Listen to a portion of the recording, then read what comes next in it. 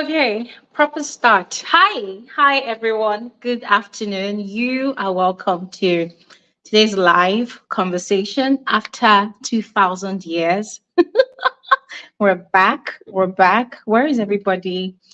Anyways, hi guys. You are especially welcome to our first returning live conversation after I think 2 months or a month plus. But I'm super excited that we're back here and we are doing this as usual. I'm just happy. I'm just happy, guys. It's been a while and I've been looking forward to today's conversation with all of you. And I'm glad that it's finally happening. So, once again, you are all especially welcome. My name is Gloria Elijah. For those of you that are new here, if you don't know who I am, yes, that's me, Glory Elijah. This is Frankly Speaking with Glory Elijah. I call myself the girl with the T. Okay. And we took a short break, but we're back now, officially back. Okay. So today's live conversation is going to be quite interactive as usual. I mean, hey, over here we chat like besties, and we're going to do the same thing here today because there's a lot to talk about.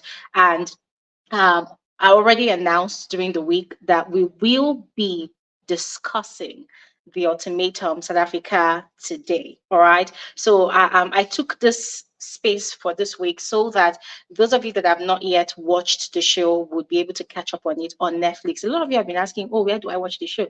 And it's making me wonder, like, oh my God, that question definitely means that some people did not watch the video like in detail. Because if you had watched the video in detail, that was the first thing that I mentioned from the beginning of the video. But I want to thank those of you that were kind enough to respond to those questions, providing the location where people can actually catch up with the show. So yes, that said, that's what we're going to do today. I have already done the character analysis of the show already. I dropped two videos in two parts. That's part one and part two of the entire series, giving my analysis as usual. But today, a lot of you were saying in the comment section of these videos that, oh my God, Glory, we have a lot to vent about. We have a lot to talk about. And I am really looking forward to hearing your own perspective on the show in general, the cast members. I would love to hear your own um, analysis of the characters of the cast members. I would also love to hear your own lessons learned. I would also love to hear what you would do, if you were in the situation of the cast members in those relationships found themselves. All right.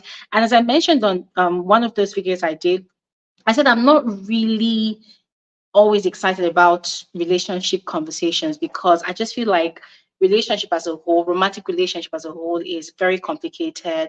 It's always a case of different strokes for different folks. Nobody has it all figured out, But by the time I watched this show, oh my God, it was just wild and was really eye opening. So we're gonna get into the conversation right now, but I would like to give a shout out to Iponeng that has been here since 1:50 p.m. waiting for us to start. Thank you so much, Iponeng, for coming through. There's also Mickey. Hi, Mickey. Hi. Thanks for joining, Mickey. Thanks for joining. Anyways, I'm going to share the link to this live right now in the comment section because, hey, to be honest, I do not really have a lot to say. I just want to listen to you guys speak. Okay, I've done my videos. I have shared my sentiment about the show and the people in the show. So it's my turn to hear from all of you now. All right. However, as we always do on here, we have like an outline of areas of focus so that we do not, derail, so that we do not go left and right with the conversation, so that we have a sense of direction. All right. So on this conversation, just for the sake of direction, we're going to be looking at Ruth's revenge on Isaac. Ruth's character on the show was quite epic, shocked me to my bones. I'm speechless. I have what to say about Ruth still, but I don't want to be judgmental, but I want to hear from all of you. So Ruth's revenge on Isaac, and I would love to know where you all stand. I saw a comment on one of my videos of someone saying that, oh, you women are hyping up Ruth's character How about she took accountability for her actions? And I see where that person is coming from, but I don't want to say anything about it. I want to hear from all of you. So we're going to be looking at Ruth's revenge on Isaac by, of course, smashing Nola, and then Nola's lies. Oh my God. Woo! That guy is a pathological liar. He deserves an award for being the best liar on the show and also a very premium gaslighter. That guy is just, I don't know. Okay, then there's also Isaac. I look at Isaac, or rather, watched Isaac on the show, and I saw a very chronic, misogynistic, I don't know. Yeah, yeah. Everything about a man that just wants to have a woman under his thumb, doing his every bidding, kissing his feet and all whatnot. That was just the personality that I saw in Isaac. I don't know if you agree or disagree with me, but I would love to hear from all of you. And then Lebo's insecurities and her low self-esteem. Guys, it was just really sad to watch. I shared a lot about that. I would love to hear from you. And then Caesar. Now, a lot of people will disagree with me on this one, but I saw this pick me vibe from Cesar. Yeah, people felt like, oh, she was the darling of the show, always smiling, always laughing. But I felt like she had this pick me energy. Mm, she had that energy right there. And then she was kind of manipulative. Yeah, I explained that on my video. If you disagree with me, fine. I would still love to hear from you. And yeah, Kanya. Oh my God.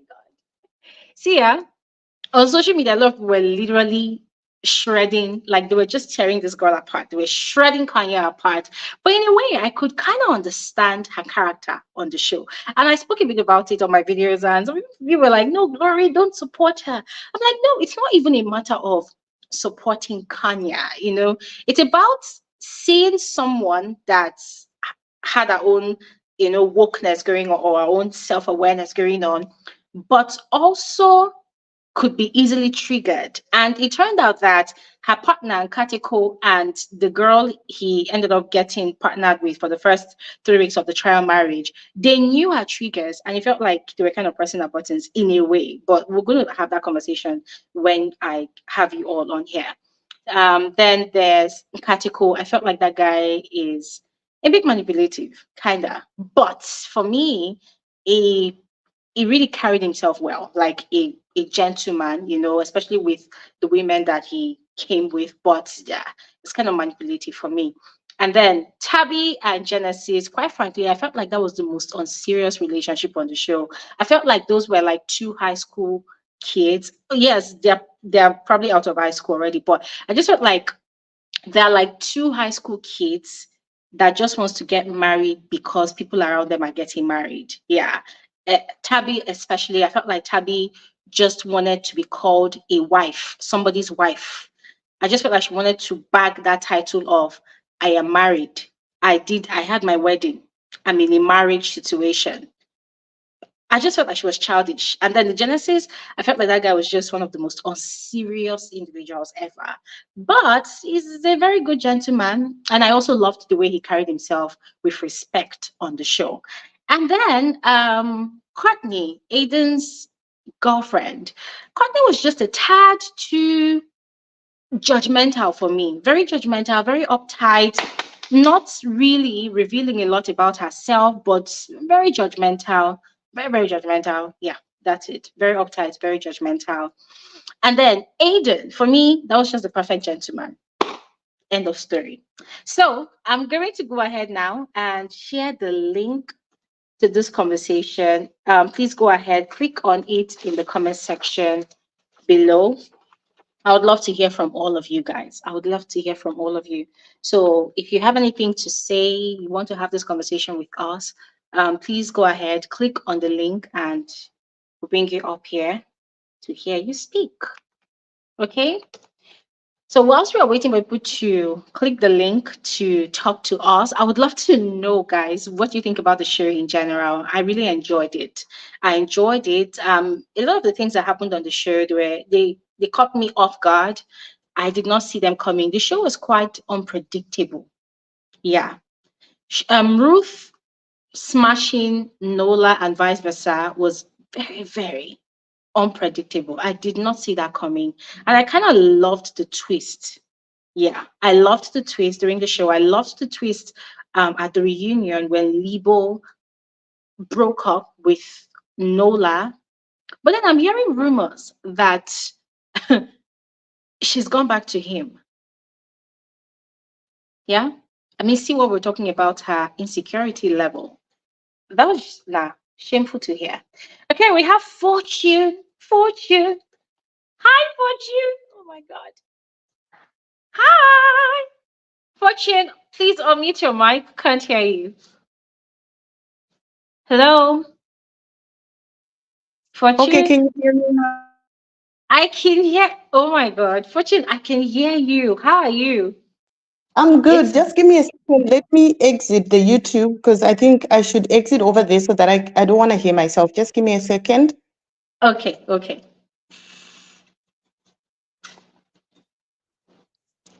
I think this is fine now. Yes. How are you, Glory? Yeah. I'm good. Oh my God, Fortune, I have missed you. Me too. I'm so sorry. I've been away. Work has been killing me. I even missed the last Big Brother show, but we're here now. We're here now. Yes, I'm glad you're back. Welcome. I'm back. Welcome. Thank you. So I actually didn't watch the show, Glory, until I saw your video and I was like, okay, maybe let me go and watch it. Right? I Yeah. just thought, okay, this thing messed up with my head so much. I don't know. It took me all over the place. I was just like, what am I watching here? But it was quite fun to watch. Yes, yes, yes. So It was. what did you think? What did you think about the relationships? Let's start with the relationships in general. Did you think that the pairings were actually very compatible? I mean, the original couples. Do you think they were actually compatible? Well, not all of them. I think Ruth and Isaac, for me, it looked to me like they came to the wrong show because I don't think their relationship was at the stage where a person can say we're ready to go to the next level. Because at some point, even she said they'd broken up before they came here. So it looks to me a little bit strategic to come to the show for Ruth and Isaac because I don't think they were together like that. So those Mm, two. No, I would write all those two off like they were not together, like the way other people were. So because mm, Isaac is very intelligent, that guy is so intelligent. I would not even be shocked if he planned to come here for clouds. I won't, mm, you know, mm, because yeah, he's super intelligent. You can tell when he speaks. He's got this very weird African, mentality vibe happening. But there's mm. also a very, very intelligent man in there. You can tell just the comments that he makes. I suspect Yeah. he may have cooked up this to say, let's just go. They were not together. And also, Wow. Ruth didn't like Isaac in bed. Why would you want to pursue Yeah. that? That's my thing. Nah, all the other guys outside of before the recoupling of the new marriages, I thought they were just the normal average relationships that you see out there. And Mm. it looked like it could work for them. Yeah, except for Adrian and Courtney. Courtney. Yeah. Red flags all over that thing. Even I don't even see it working out. I don't know. I don't think Adrian is with the right person. She's a Yeah. bully. And he's so Yes. soft. He's emasculated, obviously, because he doesn't have a job. It takes a lot for a Mm, person, for a man to be in an environment where the woman is the provider. Maybe that's the mm. energy that I picked up that's making him docile. But I just don't see compatibility over there. She's the man and the woman in that thing. Yeah. Yeah. And her family has a lot to do with it. Those two, no. The rest, it's just normal relationships, Glory. I thought it was just the normal relationship. That's what I thought with everybody else, except for those two that I mentioned before the recoupling. Yeah. Do you Mm. know the relationship that even shocked me the most was the Lindile and Caesar, who had only been together for 6 months, and Mhm. Lindile was giving the ultimatum that he wanted to get married. Personally, I would not rush into marriage with someone that I've only known for 6 months, you know. Okay, So so yeah, Glory, but I watched post interviews with Cesar. They had known each other for years as friends. And he'd always said he was really interested in her as more than just friends. Maybe that's why he felt comfortable like that. They'd been friends for a long time. And I think he wanted to pursue her, but at the time she would always have a boyfriend on the side, and a moment happened that they were both single and they decided to do this relationship thing. So it would appear to me like the knowledge of each other was beyond that by far. That's what she said when she was interviewed by the radio station after the show. But on the show during the intro, I think from episode one, when they were introducing the couples, they said they met as neighbors and fell in Mm, love. Yeah, and it's yeah. that's what makes this whole thing issue to me.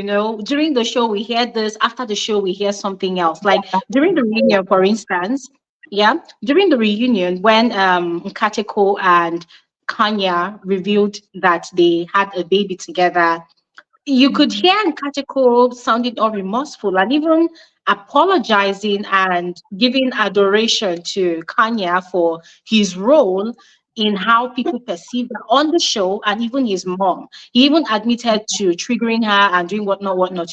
So he took his own fault in creating that terrible image of her on the show and even off the show. Only for later on, I'm hearing that the guy put out a disclaimer that they are only co-parenting. And so I'm wondering, like, these people, are they doing all of these things for the clout, or the relationship, were they even real in the first place? I don't think a lot of the stuff that they initially told us is true, because it appears like they would say something so that they can be picked to be part of the show. Because that Yeah. whole 6 months would have been a criteria to say, oh, let's pick this new relationship and have people talk about it. Because it was Mm, not as new as they made it sound. Because, Glory, if you've known a person for years, now that you've mm, started dating, we can't say it's 6 months. They should have said yes. we've known each other for a long time, because that's now what they're saying after the show, you know. But I Mm, liked the relationship before they then started. I don't know. I think it's also because I like buff guys. I really liked the way the guy looked.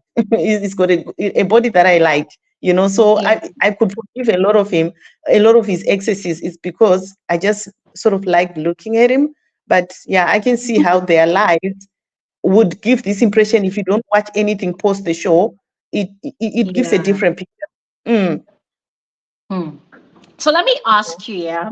There's been a lot of backlash to women who have been giving Ruth her accolades. People are saying, oh, if it was a man that did what Ruth did, oh, the tables would have been turned. People would be bashing the man, calling him a dog and whatnot. But a lot of people are celebrating Ruth, not specifically for smashing Nola, but for taking a stand and, just deciding that, okay, fine, it's my body.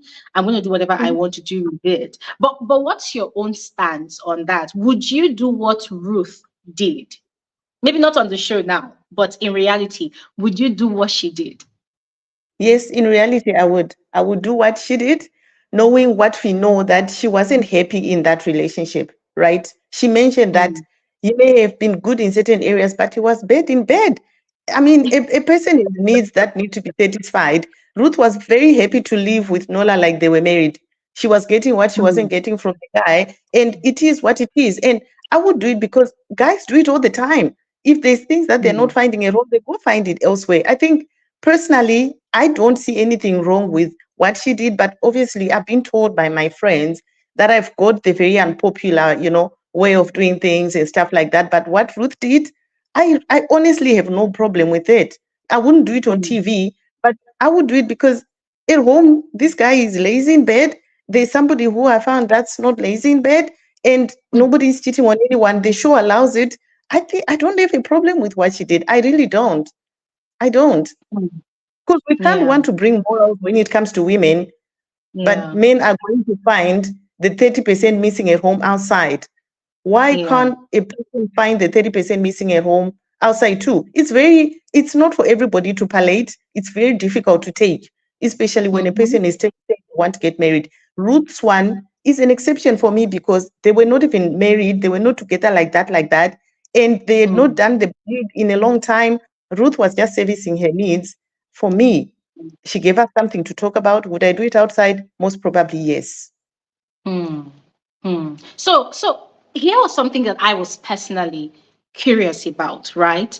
um, if you compare what Ruth had with Nola and what Genesis had with Courtney, it was quite different. Now, I saw a comment on my video that said that Courtney denied Genesis the experience of a Black South African man being with a colored South African woman. I don't know what that is. I can't really relate with that, with that school of thought because I'm not South African. So I don't really understand, if there's any big deal there or not, right? But what I was seeing with these two relationships is because it's a trial marriage, you know, this couple, they smashed not once, not twice, not three times, according to Ruth. But the other couple, their relationship seemed dead, you know. I'm thinking, is it because they did not have sex like this other couple? What do you think? Do you think it's because of the whole societal disparity there? Or do you think it was because they did not smash in that trial marriage? Well, I think I don't understand why they would say that because I've watched a lot of these shows from other locations, like the US ones. It doesn't always have to work. You could go into a trial marriage and be friends because what you're saying is, I respect what I have, but I want him to be serious. So, in terms of whether Courtney, you should have maybe allowed, what's his name? The motivational Genesis. Genesis room to try the marriage like married. I don't think they are forced to do it. It doesn't always have to be like that. I think Mm, I think she played the role of a person that says, I'm coming, but I don't really want to try another marriage. I just want him to mhm, figure himself out. It's also a way to give a person an ultimatum to say, guy, look at other people, talk to them, and Courtney was never gonna with anybody, she was never gonna be soft enough to do the play mm, that other people did. She's not the one, you know. mm, So I guess he could have enjoyed it more if they were doing a little bit extra like other people were doing. But I also think I see Courtney's side. I really do see her side in not wanting to do too much because you don't have to do too much because you're closed in a room with other. I think if they had done extra, it would have lost the essence of the show. It's not always about whoever you get paid with, it must work. That was also proof mm. that if you try something else, it might not work. You know, Yeah. so the lesson that the whole show is trying to bring out came out through those two as well. You know, because Mm, I like that Courtney was like, we're not gonna do anything extra. I'm not even looking to replace the guy. I just want him to think, talk to other men, and see where I'm coming from. So, I mm, wouldn't blame her per se. I blame her for other things, other outside of how she handled the show. mm. Okay. So I'm really enjoying your own perspective on the show. Another thing that was very big for me was the number of years or months that each of the couples had spent together. I listened to the way Tabby kept on going on and on with Genesis about, oh, we've been dating for over 7 years now. You need to be serious. You need to put a ring on it. Same thing for Courtney. Oh, if you don't propose to me, I'm leaving. And it's making me wonder, like, when is the appropriate time for a couple to get engaged in a relationship like that? I'm talking about couples that have been together for 7 years, 8 years, or even more. The people that have been together for like maybe 12 years. Some people will say, oh, they probably started dating from when they were in secondary school or maybe in university, and they needed time to figure out themselves, make something of themselves before they go into such a commitment. So looking at the demands from the ladies, oh, we've been together for over 7 years, you must put a ring on it. And looking at the personalities that were making these demands, do you think they were actually ready for that kind of commitment? I don't think they were. What's her name? The lady that fell in love with the buff guy. Not Tabby. Tabby. I actually don't even, after what she displayed on TV, I don't think she was ready herself. She's just At never been all. given the opportunity to know another person, which is even odd Yeah. because when you're young, Glory, you're in school, any boy that says hello, gun can shoot, let's go.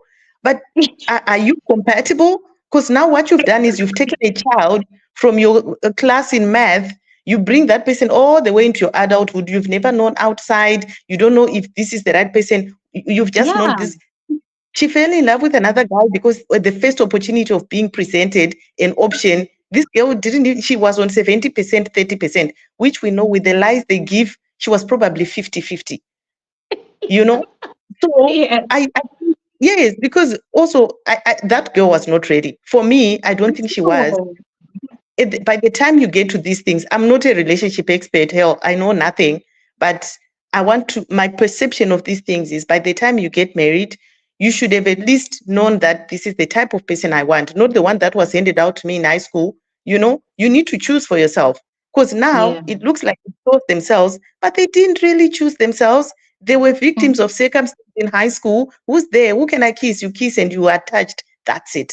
So, I don't think Tabby was ready at all. And if she's going to go into this, I'm really hoping they take time apart outside of what this show is trying to do. They need to do this outside to say, is this Mm, us?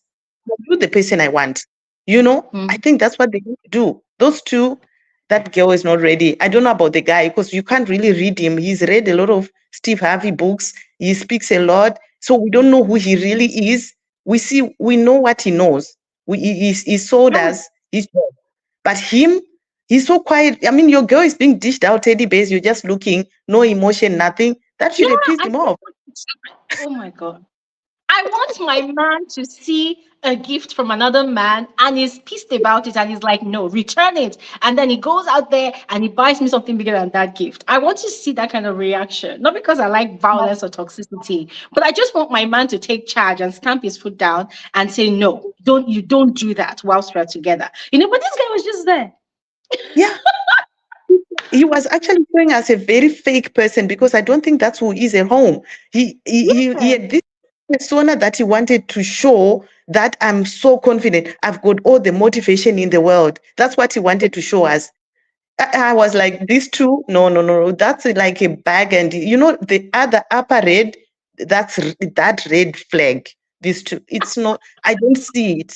They don't know anything No. about life. If you've only been with one person, I'm not sure you're ready for this. Go outside, explore everybody, and then you come back and you're like, John, you know what? It's you. It's you. I've gone there and there's nothing. Do you still want me? And he was like, oh, I've gone also. I think it's you. Maybe these guys that have not been tested by what's out there, nah, Hmm. Hello, that's Fortune? my. Can you hear me? Yeah.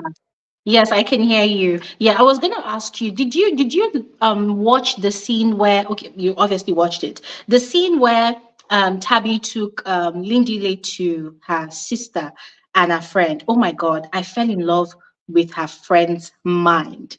That her Yes. friend, the questions she was asking, her reaction, oh my God, you could tell that she has a very intelligent crowd for a circle, Yes. friends, sisters, very intelligent people. But then when I listen to her talk, it's like a toddler, that's just yapping. I want this, I want this. If you don't give it to me, I'm going to throw tantrums. So when I look at her and then look at the guy that she's even asking this marriage and commitment from, it's like two people that have not yet graduated from the same high school. It's like their mind is still stuck in the high school where they met. They are still operating on that level of high school sweethearts. Mhm. I did not see that they've actually matured to this 2024 or whenever they shot the show. I did not feel like they've actually matured into this new generation. It's like they're just still stuck in, high school sweetheartship. I mean, did you see? No, it was just really annoying. I feel like no, no, this guy is still a child. You're not ready to settle down. You're just there. Imagine having a baby boy and Tabby has two babies in the house to take care of. It doesn't make sense. And Tabby, for me, the way she portrayed herself, she just carried herself like someone that did not have ambition. You know, Yeah. she just wants to Mhm. get married and that is it. No ambition. Nah. Yes, because we didn't even hear what she does for a job. Not that is a qualifier, but Mm-hmm. there was no depth to her. She got pissed off when, what is that buff guy's name again? I always forget their names. Lindsay. When Lindile was feeling jealous, she got her angry because she was like, oh, but we're here now. Let's do this. Let's just forget about them. Let's do us. It's like she's in a own bubble. And a friend picked it up in 30 minutes of talking. A friend was like, Yeah. you're in this bubble, mama, where you are in a house. somebody's paying for things and everything. You are just there outside. Do you know this guy? He's told you that he's an Exactly. actor. He could be acting right now. We don't know Mm-hmm. anything. We're all falling Mm-hmm. in love and everything. Are you sure? She was so delusional, this Tabby. I looked at her too. I was like, what in love is she talking about for 15 days? Who falls in love like that? You must say, I like the guy. Maybe even if you stay with someone for that, the days are just too short for you to say, I think I'm in love with him, so that you put percentages between your 8-year relationship with this one of 2 weeks. 2 weeks? Nah, nah, nah, nah. That no, no. I could. A friend is so intelligent. Even the sister, they could see right Mm-hmm. through and tell you that, you see, she has years of relationship entitlement. You know, when a person says, "I've Mm-hmm. given you these years, now it's my turn, Yeah. and if you don't give it to me, I'll leave." She's got that entitlement, but it looks like Genesis has seen through all that. I think it's just like I don't think mentally they're the same kind of mindset, because that Genesis, he may be quiet and everybody, you can tell he thinks a lot, and I think he's very good at what he does, analyzing things and stuff like that. I would not even be Mm-hmm. shocked if in his head she was really not the one. I won't be shocked, but he probably just doesn't know how to say it. I won't be shocked. I'm not saying that's the reality, but I wouldn't be shocked, because really, what are we doing for 8 years? What else do you want to know? Mm-hmm. That is that kind of familiarity that girls get pissed off when you have a relationship of 10 years, leave the guy and he gets married in 2 months. You're like, oh, but what was me? It's this thing where you've overstretched the thing. There's really nothing left in there. So I think she needs to probably step outside, look through a whole life and see where she really wants to be. That friend was very straightforward, was like, you're so confused. You don't know what you want. You don't know where you want to take your life. She needs to work on that, not this of wanting to be a Mm-hmm. wife. I don't think she's ready. Yeah, totally. Because I did a lot of mental analysis of these two women, that's Tabby and Courtney, because they have a lot in common, the whole 7 years thing in their relationship. And I love the word you used, mentality, entitlement, so it's become an entitlement for them, like, because, and you see, when you speak to some women today, by today, I mean, this current dispensation. What you hear is, I have given this amount of years of my life to you. That's to the man, to this relationship. So the least you could do in return is to propose to me, marry me. And it makes me wonder, like, funny enough, these people came to the show all smiley and looking like everything is perfect. But along the line, we realized that there are still a lot of things that they still don't even know about their partners, even in that amount of years they spent together. And you are looking for this marriage, like what not, what not. So you get married, and then what? After 3 months, you say you're not compatible, and you now get divorced, and you go your separate ways, and you're tired, and then you now go and start all over again with someone else. So I just feel like women, especially, needs to come to terms with the fact that it's not signed on brick that you spend 10 years with someone, you must be rewarded with marriage. It is Mhm. like, it's not a must. You should be able to tell yourself that even if you have been with this person for this amount of years, you can still walk away if you see. Yes. Because the truth is, people evolve. The way your partner was 10 years ago when people met, they just keep on growing. Even when you get married, they keep on growing, they keep on changing. Must marriage be a reward? No, Oh God. because I can't imagine my high school boyfriend. I've Googled him at some point just to see. I was like, there is no way. I would have died with a person like this. Someone would have killed each other, because the direction of his life, the things that yeah, even the way that he looks, how he takes care of himself, were so polar opposites. So people do change, you know, over Do. over years. So yeah, I Mhm. think that thing of putting extra, I think also, Glory, maybe there has to be a cap. Unless you want to be life partners, there has to be some general cap to the number of years you put into something before we make it official. Mhm. Because 8 years, a child Hmm. could be born and the child will go to school, and you guys are still saying my boyfriend, my girlfriend. I don't know. It just sounds too long for me. And you see, yeah, that's why. Okay, so I grew up in a very conventional home, everything very conventional, the norm, the norm. This is how it is done in society. This is how you have to do it. But in a way, I was just my own rebel, very non-conformist individual of a person that I am. I don't like everybody's going left, I'm going right. And so, but at my initial stage growing up, I was always thinking, okay, fine, I get to the age of 25, I'm going to get married, and then I'll have a child. By then, I would have been done with university, and then I'll do my master's, and then I'll be married. I'm just having all these flowery thoughts in my head. But then later, when you look at relationships around you and also the one you also experience by yourself, you now start considering the notion that, oh, could this be the reason why some people probably spend maybe like 3, 4 years together and then they just decide, okay, instead of going to a church and doing the whole ceremonial thingy of, oh, wedding, inviting a bunch of people that don't even give an actual fuck about you, but they just come and eat rice and do whatnot and dance.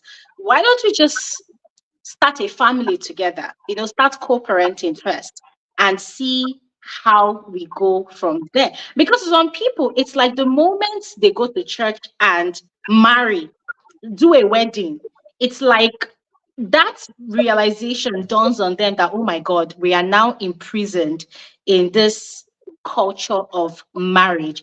It's not, it makes them feel like they are caged. And then they start looking for a way out. And that is where you see this partner going out, that partner going out. And everybody just wants to be rid of the other person. They just want to go their separate ways. And I when I looked at Courtney, for instance, I see that personality in her a lot. She looks like the type of person that cannot condone even the littlest, inconsistency from a person. So being together with this guy for 7 years, and you now finally get married, and you now start seeing the growing version of him, because of course he's an individual that will continuously evolve. So you now start seeing that evolution in him, and you start getting irritated, and you just want your freedom. So I was just asking myself, why are you looking for this proposal in the first Yes. place? She's annoyed by this guy. She almost like getting irritated by him. It looks like she can get irritated easily by anybody though, because when they were doing Yes. yoga, she got irritated with, she wanted to carry the man. That's the first thing. I was like, you want to carry him? Do you remember the yoga part? When they said be the backbone, she wanted to do the carrying. And the guy, I think naturally guys want to do the carrying. When he was hesitant, she's shouting. No, that one, I don't know. But anyway, she can't tolerate a boyfriend. I also don't think every relationship should end. Oh my God. Oh my God. I just lost Fortune. No. Fortune, please come back. Please come back. That conversation was just hitting all the right spots for me. Please come back, Fortune. We're not done talking. Guys listening, if you want to join the conversation, please click on the link in the comment section to join the conversation. All right. We're having this conversation together. All right. It's not just Fortune and I, it's myself and everybody here. So please, I would love to hear your own perspective to this particular show. There's a lot of learnings to do from the show, a lot of things to take away. So please join the conversation. Okay. Fortune is back. Great. Fortune is back. You're welcome Yeah, back, so Fortune. my network is weird. Yeah, it might die again, but yeah, there's something I wanted Okay. to. You didn't ask me. Please ask me about Isaac and him rejecting Lebo. Yes. Please, yes, yes, yes. That was going to be the next thing. So I said, watching Isaac, I saw a typical Nigerian Igbo man. I think I tried to explain that. Some of people from that tribe, they are very, they are very, let me use the word strong. They're very strong and solid in their resolve.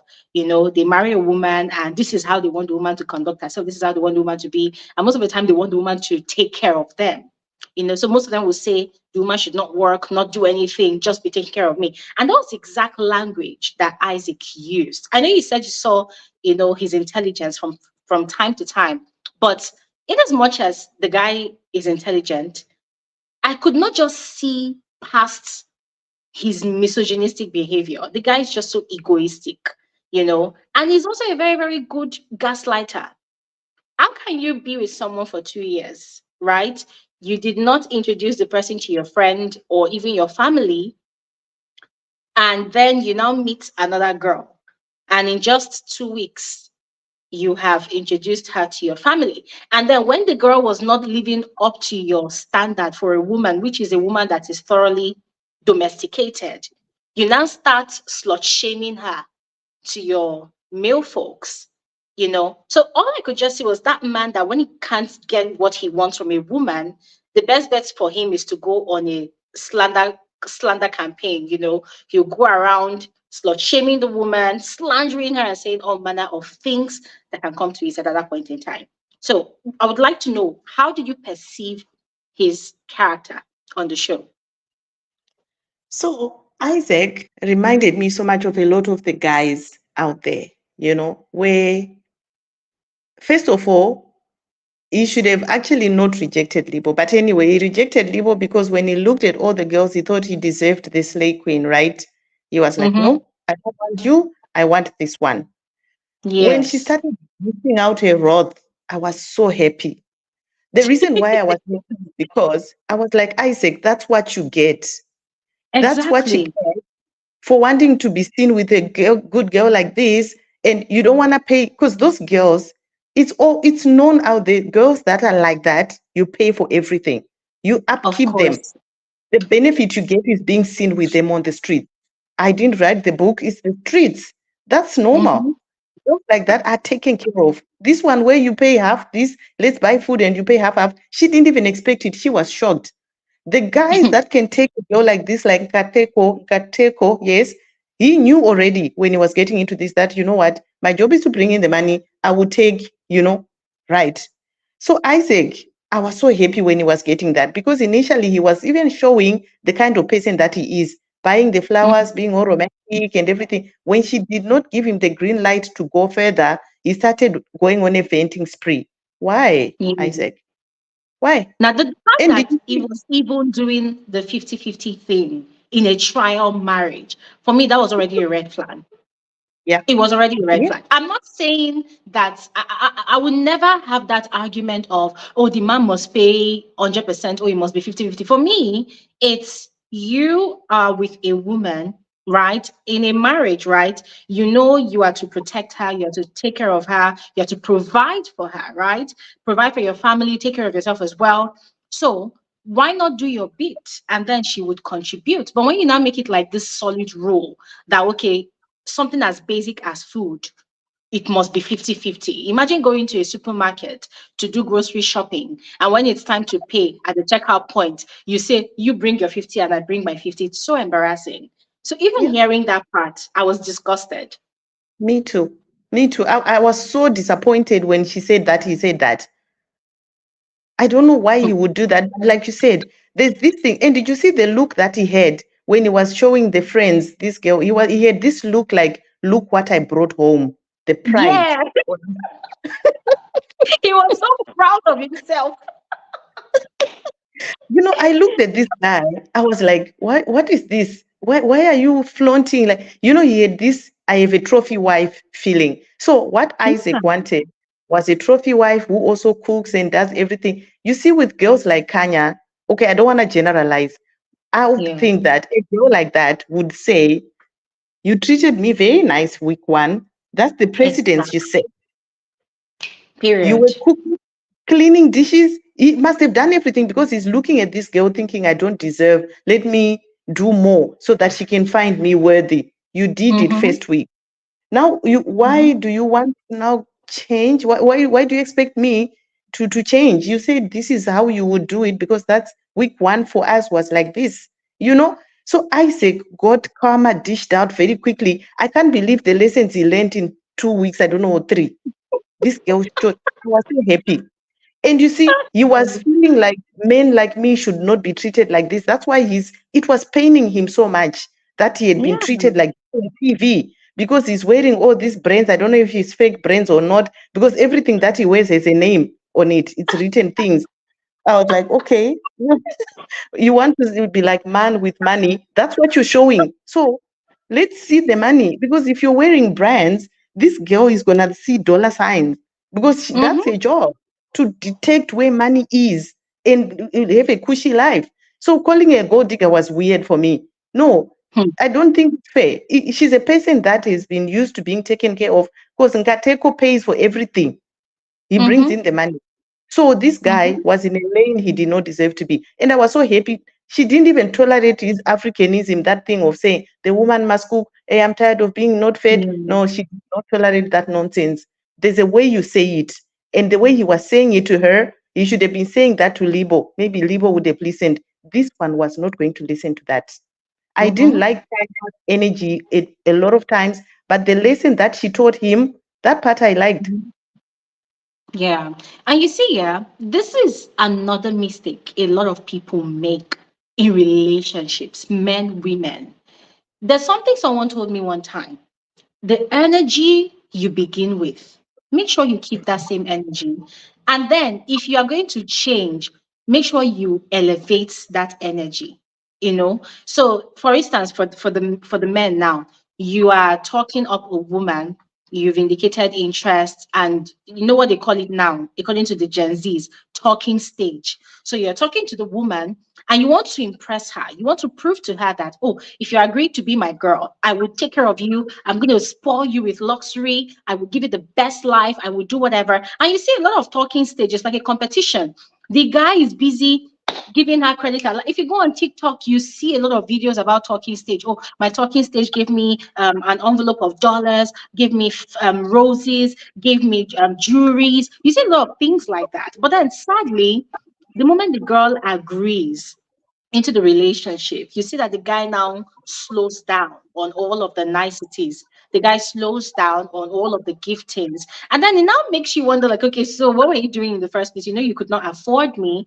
What made you stop? And then problems begin to arise from there. Same thing goes for the females, right? A man sees you for the first time and you come with this attitude, this energy of, oh, I am a wife material. I am domesticated. I can do this, I can do that. But then you people begin to date and you begin to give up the energy of, nah, you need to get a cleaner. No, you need to get this, you need to get that.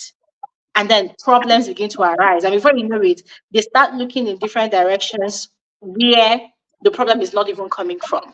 So I agree with you. That was exactly what Isaac was doing. And you could tell that with Ruth.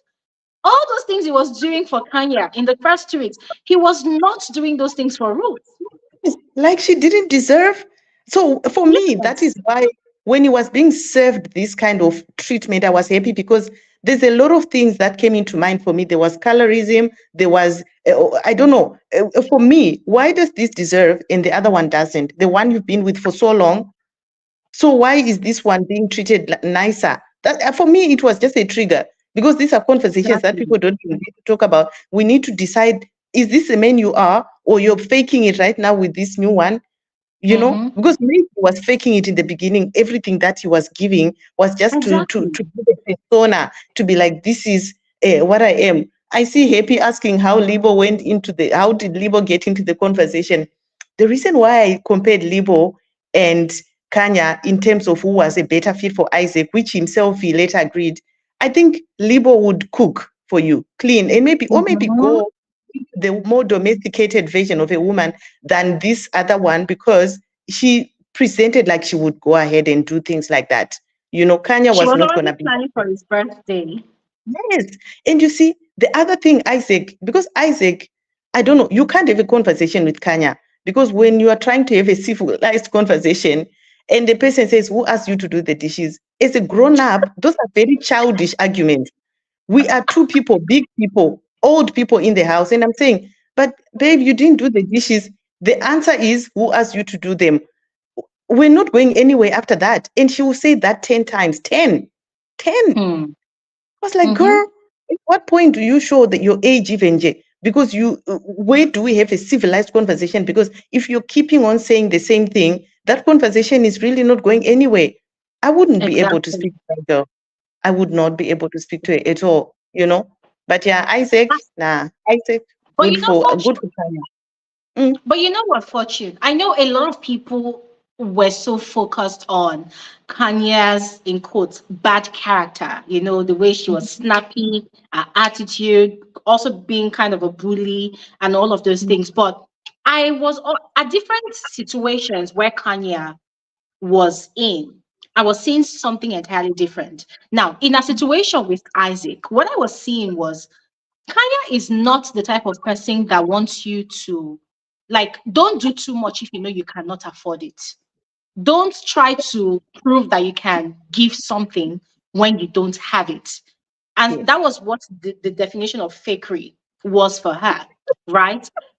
Don't do it if you know you cannot sustain it. If you know you cannot sustain this lifestyle, don't do it. So when she was having that argument with Isaac, when she was asking who asked you to do the dishes, you started doing the dishes from day one. What changed now? For me, that was a very, very valid point, which was Mm. Isaac trying to impress. And then when you saw that Kaya was not giving him the booty, number one, because the guy was actually expecting to get the booty. He was not getting it. So I felt like his ego was bruised because in that Mhm. gathering, if you watch the way the men carried themselves, right? Um, Nkateko, Aiden, they were, and even Lindile, they were very gentlemanly about the whole thing. They were not bringing up this masculine energy of, I'm going to be the first to smash one of the ladies here. But Isaac was bringing that energy.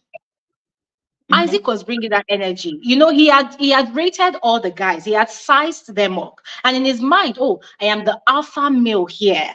So I'm going to be the one to pick the hottest girl here, and I'm going to be the first person to smash her. That was the energy he was giving.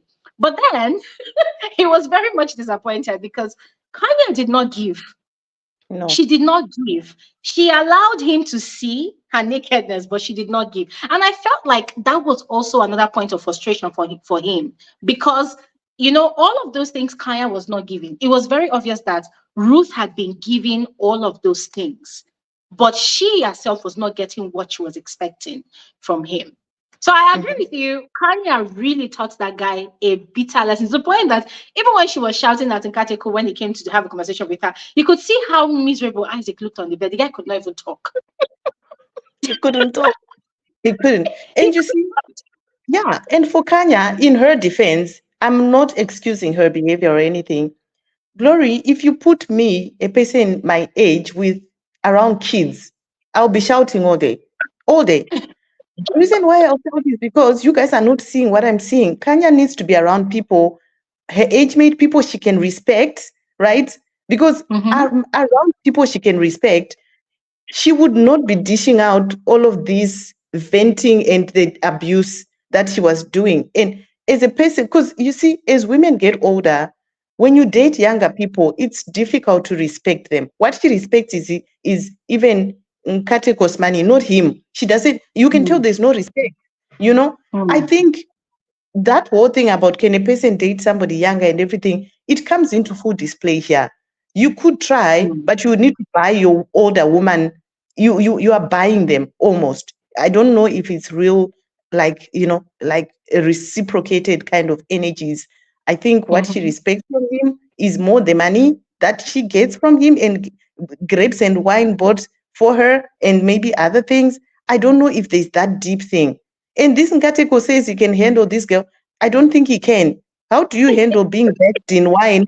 You handle that, bullshit being served on a sofa platter daily with insults. How do you handle? You could not handle it on TV. And I'm sure this is the watered down version of Kanya. At home, people like this are usually 10 times more. So I'm not sure he can handle. He couldn't do it here. How can he handle it? I don't know. But let me tell you something, yeah. Do you know that there are men like Nkateko that has Kanya as their spec? There are men like Nkateko that are fully aware that this girl is very verbally abusive and somehow physically abusive because Kanya kind of physically abused him, pouring the wine on him and throwing the wine bottle at him whilst he was on the bed. That wine bottle could have hit him anywhere, could have injured him. But the truth is, there are men, oh my God, I've lost fortune again. But let me just explain what I was saying. There are men like Nkateko that fancies ladies that are like Kanya beautiful, hot, sexy, has the face card, banging. But I mean, look at somebody that just delivered a baby. 3 months later, her body is snatched. She's looking banging. For them, those are the kind of women that actually tickle their fancy. Those are the kind of women that actually turn them on. So they are ready to condone all the toxicity so long as this person belongs to them. They can call this person my woman. They are satisfied with that. Because if you notice, okay, Fortune is back. Great. I mean, Fortune, I don't know if you heard me, but I Mhm. was saying that there are men like Nkateko that love women like Kanya, regardless of how she comes. She's toxic, she's abusive, verbally and otherwise. They just want to be able to claim these women in public. Because if you saw the relationship between Nkateko and Caesar, Caesar was doing all she can, to prove to this guy that I'm the one that is right for you, not Kanya. And then Mhm. when Caesar was complaining about Kanya, what did this guy do? He said, no, you need to go and tell her to her face. And he And then became he very took, defensive. His body language for the first time changed. oh He my was pulling God. away. I saw that. It was like he was even upset that Caesar was complaining about Kanya's attitude. And that is what men like that do. When they like a woman already, right? Even though the woman is mean, abusive, and whatnot, right? The moment they love that woman, if another person begins to say the truth about that woman, they get really upset. For them, Mhm. how dare you? How Yes, and dare you? go get the Yeah. answers. He was like you had questions with and go get the answers. I could just see a boy. When that's all I could see. I was like, this guy is not a man. I also felt like that. What is this? You can't defend your new marriage because he was not even wanting to do it. He didn't want to do it at all. Ah, no, no, no. Mhm, And you see, Kanya was right when she said, I know Nkateko's laugh. Those ones are fake mhm, laughs. She was mhm, so right. He was faking it the whole time. He really wants this one, but I think he's probably scared of mom. He said way too much to his mom. Now he doesn't know how to bring it back, to rein everything in, to justify that this one is the one I want mhm, with all the insult and the bathing with water and the wine, everything being talked down on mhm, like that. He loves it. I think he drives a lot of something from that. Because I don't understand why mhm, else he would be there. He didn't have to give a mhm. promise ring. It's either working or it's not. To be like, maybe we need time apart. Promise. Promise for The what? promise ring was funny. The promise ring was funny 324. because when Kanye said all those things like it's fake, his laughter is fake, his this is fake, his that is fake, I had to think about it. And then when I now watched the scene where Madame Caesar wanted to go and get clarity, other than instead she got embarrassed. I'm like, oh wow, you could tell that Nkateko was actually scared of confronting Kanya that way. The Mm, guy was scared. yeah, but Oh he was God. not going to sleep in that house before also going to get some insult dished Mm, out to him. This yeah. Caesar was not. She was like, "Go fix it. You have to go." Mm, Mm. And yeah. Kanya was not having it. Oh my God, I don't know if this girl is like this in real life. Which on Twitter, there's people that said she was like this in school. Really, I don't know. But you know what I think? I put something on Twitter and I said that listen, even though the show ends and these two people go their separate ways, Nkateko will always look for a way to go back to Kanya. Kanya is like fire that attracts moths, right? And Nkateko is that moth that cannot just get enough of Kanya. And you see, yeah, I don't know if you noticed, there's something about these two people, right? When they quarrel that like they want to kill each other. But Yeah. when they're in a good place, the love is delicious. The love is sweet. Even you as a viewer, you're like, oh, this is so cute, right? So Do it's you like know there's something how between yeah, the story to there's something success? between these two people. They know each other in glory. You know how they switch from feisty to lovey-dovey. It's so quick. Oh, I was like, oh was my, this edited or what? Because they just started laughing. And all of a sudden, we're yes, back to the names, Romeo and Juliet. I'm like, how? From where? How? They know each other. They are so used to being in these spaces where they are feisty, they've got yes. knives, everything. When they go to bed, everyone puts weapons down and they're happy. So quick. Oh my God. You know, yeah, when I was watching the show, Kanya completely reminded me of someone I knew back in the day. She has the same, and you know the funny thing, she looks like Kanya. They have the same body structure. Very hot and sexy, beautiful girl. So she will be giving me stories about how the guy that she was seeing at that time, how their relationship was just so toxic, but the guy could not do without her. To the point that when she goes for concerts, this guy will come with security, yeah, they've quarreled, and she's like, F you, I don't want to see you ever again. And she will go for a concert with her friends. And this guy would go to that concert with security. They will look for this girl, close to the stage. She always has the VIP, whatever, she stays close to the stage. They'll go and look for her, and they will tell her, your man is calling you. And she will leave the concert and she will go back to him, and they will drive away together. And she will leave the Wow. people she came to first. I'm telling you, these people were so, like, the stories. I'm telling you, it's so toxic. But you need to look at her face when she's telling you the stories. She has this dreamy look on her face, like she releases all of that drama. I'm like, wait. So can't you just have a peaceful relationship? Like, no, that it's the drama that brings them together. It might be. Because Happy is saying maybe it's foreplay for them, this fighting. I think they're so used to this very hot, cold, hot, cold, hot. It works for them. It's not boring. Yeah. There's always something to unleash. It could be, maybe it works for them. I know that personally, that's not who I am. I would not be able to be in a space like that. But oh my goodness, no, Nkateko is even happy. He's happy there. Okay, so let me ask you this question, yeah. Still on Kanya now. Why do you think she was just very irritated by Caesar? Why do you think she was being unnecessarily irritating to Caesar, or do you think there were things that Caesar was doing that was really triggering to her? You said to us that you think Caesar was being maybe a little bit spiteful in a subtle way. I didn't see it. But the reason why I didn't see it is that laugh masks a lot of things. You know, the moment she laughs, Yeah. you can't even remember what she was laughing about. It's just the laugh. I could not see a lot of her. I needed to watch Mm, again to really pick up certain things because I only watched it once. I didn't see what mm, you saw. I think Kanya was just irritated because I think she felt what you felt, where this Caesar was doing certain things that we didn't see. I didn't see it. I honestly didn't. I could not understand the whole, you know, vibe between Kanya and Caesar. I didn't understand why Kanya was extra. We came to the show, everybody agreed. I didn't understand it. I didn't. okay, Although, okay, let me ask this you was this.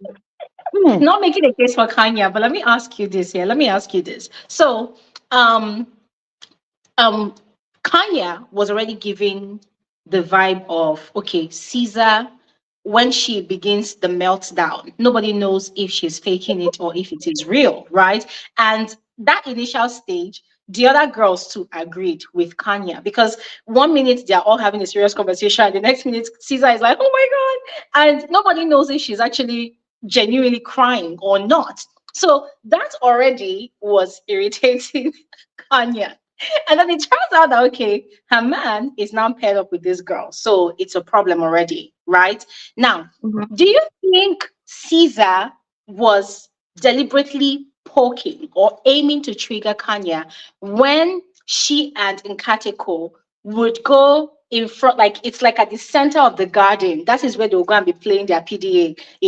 Kateko is giving Caesar piggyback rides, and Caesar is laughing really loud to the point that it's attracting the other couples. They are coming out to come and say, ah, what's happening? What's happening? Because if you notice, other couples too, when they are doing their own lovey-dovey moment, it's not like they go to the center of the garden to get attention. So what do you think about that scenario? Well, I think it's Nkateko that was doing the most to trigger Kanya for me because he was the one doing the caring. He would not have gone if he wasn't comfortable, right? Caesar is very Yeah. playful. I think Caesar is very playful. She's she even said herself, she's very soft. I'm not sure I see this anything past that with her. I don't see that at all, despite that Kanya said to say you are spiting me, or if he's sleeping with you, it's because he hasn't had in a long time. That all, I don't think Caesar had anything to do with triggering her like that. But you mentioned something quite important.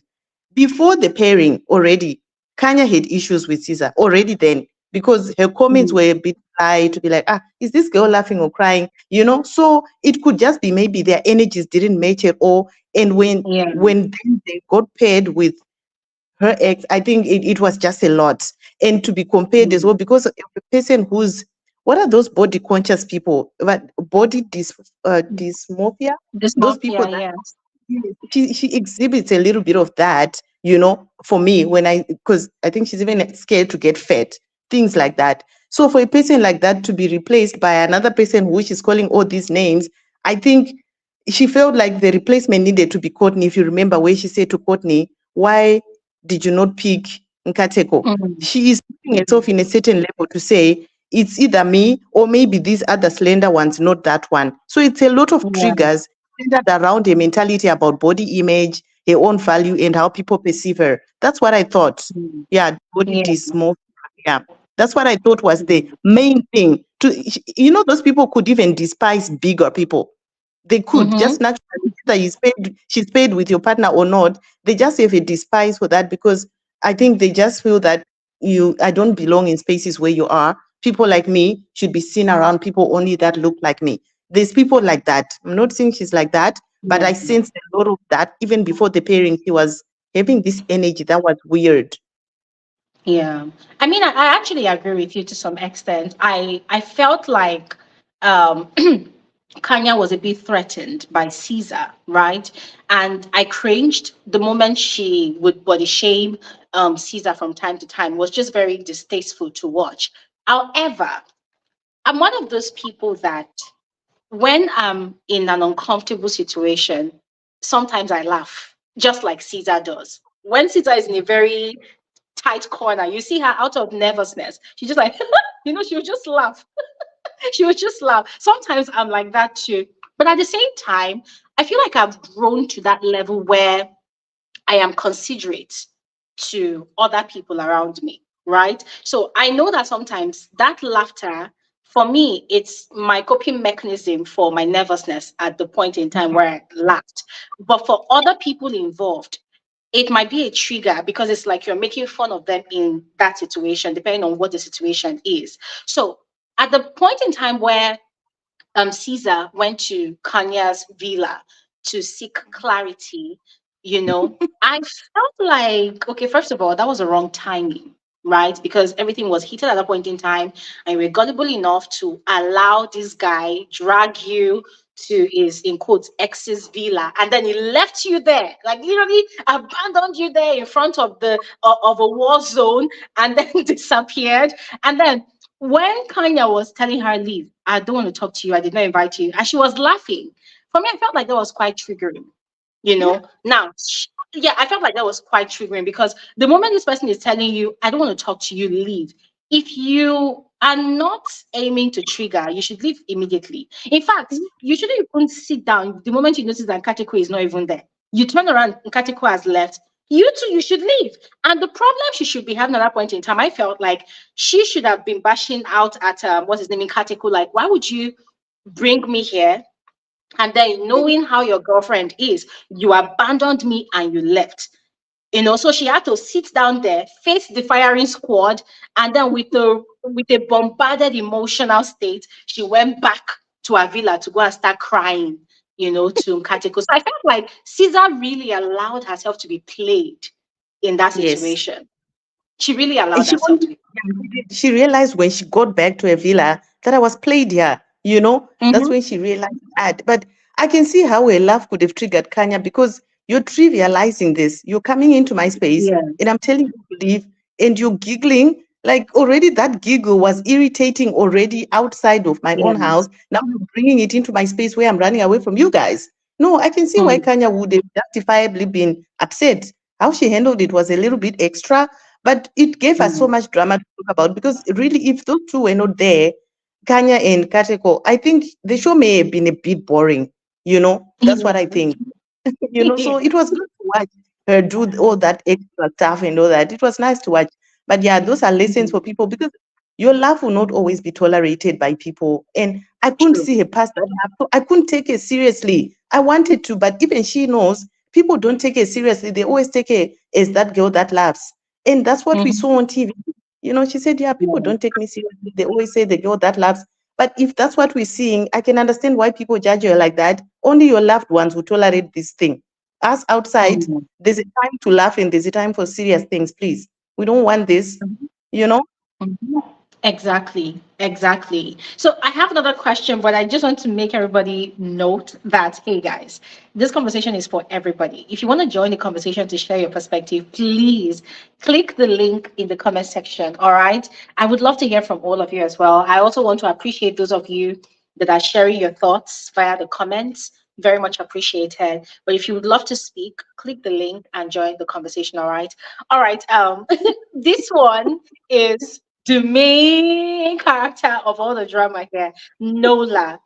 Fortune, Fortune. Can I humbly beg that you help me crucify Nola because I'm trying to be nice? You know what? Just help me. I don't even know what men like Nola, I don't know where they come from because I know that men lie. But seriously, the lies that come out of that guy's mouth, I Oh had my to ask God. my boyfriend. I had to make him watch. I said, please, you have to watch and tell me what Nola is thinking. What behavior is this? What is this? The lies on TV. You know where they caught you holding somebody's hand? And they said, you are holding her hand. And he said, no, I'm not. It now makes I'm it not. look like Lebo is mad. I don't know. You know what? I wish someone would come because that Nola upset me so much. I could not even. I was watching because I said, I'm going to fast forward every part where Nola is, and he was like, no, let's watch. We watched everything. The part where he wanted to just be doing the grown-up stuff all the time, he was saying it like, Yes. we could do it all day. Look, how much is inside there? What are they looking for when they do this thing? I don't know if there's more to. No, I need a man to tell us, like, what else is there? Because don't you just want to know a person and get. No, these ones were like rabbits in this house. And it was more him doing more the work. I don't know. I really, Nola, for me, I think it would need a guy to help us understand the lies, the behavior, and this wanting to be like a rabbit every day. What was that? Please. Guys, we need a male speaker to come help us psychoanalyze Nola because I don't even understand what the guy was doing on the show. I don't understand. And this was another thing I observed, right? And I'm speaking based on my observation of my environment, right? I'm in Nigeria. And there's been cases where certain men that love women that are skinny, when I say skinny, just slim women, right? They will end up marrying plus sized women. And those plus sized women will end up getting more voluptuous as time goes on. They give birth Mhm. to kids and they grow bigger and bigger in size, right? And then they go out of their homes, like not like leaving their wives, anyways, but they go out of their way to now, you know, frolic with the slim women. So it's like marrying what you don't like, but frolicking with your spec outside. So I looked at Nola, and that was what I could see. That was the only thing I could see. That was all I could see. Because the guy was like, there are certain things that Ruth is doing that as a man, he cannot condone in a woman, so he can never ever marry Ruth. But you're Yes. smashing the girl, and the pum pum is No, really delicious to you. of course. He was saying we can play, this is just, Ruth and I, it's just as we are doing what the show expects, but I'm going to marry Lebo. What makes you think she will accept you after all of this drama that you're presenting right now? Nah, I don't know. that guy was just Nola, disgusting. I was forced to watch Nola. I didn't want to, but I just had to sit there and watch. But I was disappointed in the sense that the lies were just from day one. He was just lying way too much for my liking. Because when you're lying to the boys as well, when you're with the boys there, you should tell the truth. He was doing Yeah. this like he was not even ready for the show. I don't know if he what was that because he was doing this looking in the air and looking in the sky everywhere, giving this look like if I tell you the truth, you guys won't be able to take it. Let's just hear it. He was lying right through everything.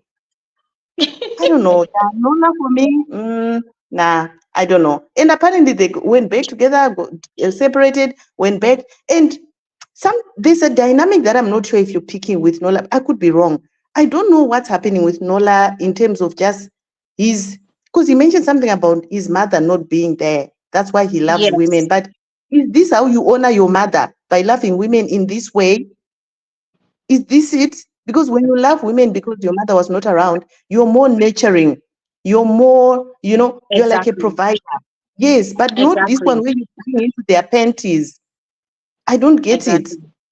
No, I didn't No, I buy that think, his story. I felt like that was just a pity card that he decided to play on the show when he saw that he was going to really mess up. And I feel like his messing up was very much premeditated. Like, oh, I'm going to go on the show. I'm going to have my fun. I'm going to smash whoever I want. At the end of the day, I'm going to leave the show with the woman I came to the show with. I felt like it was premeditated. So him bringing that story about, oh, and the reason I am like this with women, da da da da. So that means because when you listen to how Libo described Nola, she was telling us that he uses the word darling, sweetheart, a lot of endearment terms for strange women. But by the end of the show, I interpreted what she said to mean this guy F's around.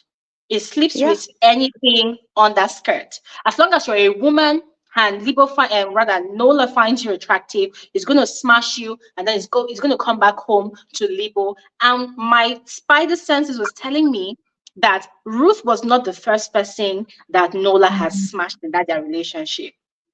The guy yeah, has probably been smashing different people every time, and Libo is always waiting with open arms to welcome him back home. And which brings me to Libo. Libo is annoying for a woman. I'm sorry, but it has to be said. She's annoying yeah, for a woman. Because why would you allow yourself to condone that over and over and over again? And the guy keeps on doing it because he knows that you accept him when he comes back. yeah. Of which, yeah, before David speaks, she took him back after all this embarrassment between the time when the show was airing and everything. Apparently, they went back together, right? And now she wants to pull this stunt to say, I don't want you anymore on live TV. I don't know because I don't know her worth. And also, I just couldn't reconcile how they are living or how they were living prior to the show. Like, is she bankrolling his lifestyle or what? There's something weird that I'm not sure I'm reconciling between Libo and Nola. But yeah, Nola himself, maybe another person can shed a bit more light in terms of why he lies like that. It's just too much. You know what? Thank God we have a male speaker here, David. Let's hear from David. David, you're welcome. Please help us psychoanalyze this guy. Can you guys hear me? Can you hear me? We can hear you perfectly. You're welcome. Okay, good. Yeah. Thanks you guys for having me. So Nola is he's a character. Let me just say it that way, right? And there are lots of guys. There are guys like that. So you know how you cannot use the same brush to paint any group of Mm-hmm. people. That's how you can't say all guys are like Nola or they're not like Nola, right? Yeah. Let me start by saying that when you have a show that's a reality show where couples are married for 3 weeks, knowing full well that they are going to switch over for another time with the same person they've been with for maybe 7 years, and with some people 2 years and some, right, 6 months and Mm-hmm. some. Um, the first thing you should ask yourself is how truthful are those guys, knowing full well that the camera is on them, right? Mm-hmm. So Nola and Ruth, for example, Ruth and Nola, they were very truthful. It's hard for me to not say those two were, right? Almost anyone else on that show, um, I don't know if they were putting up a show or not. When you ask the question, why is Nola like that? What can make a guy to become like that, right? You have to Mm-hmm. go to the past. You have to look at that person's past. The question, when he told us on the show that his mother and all that, do you even know if that's the truth or the lie?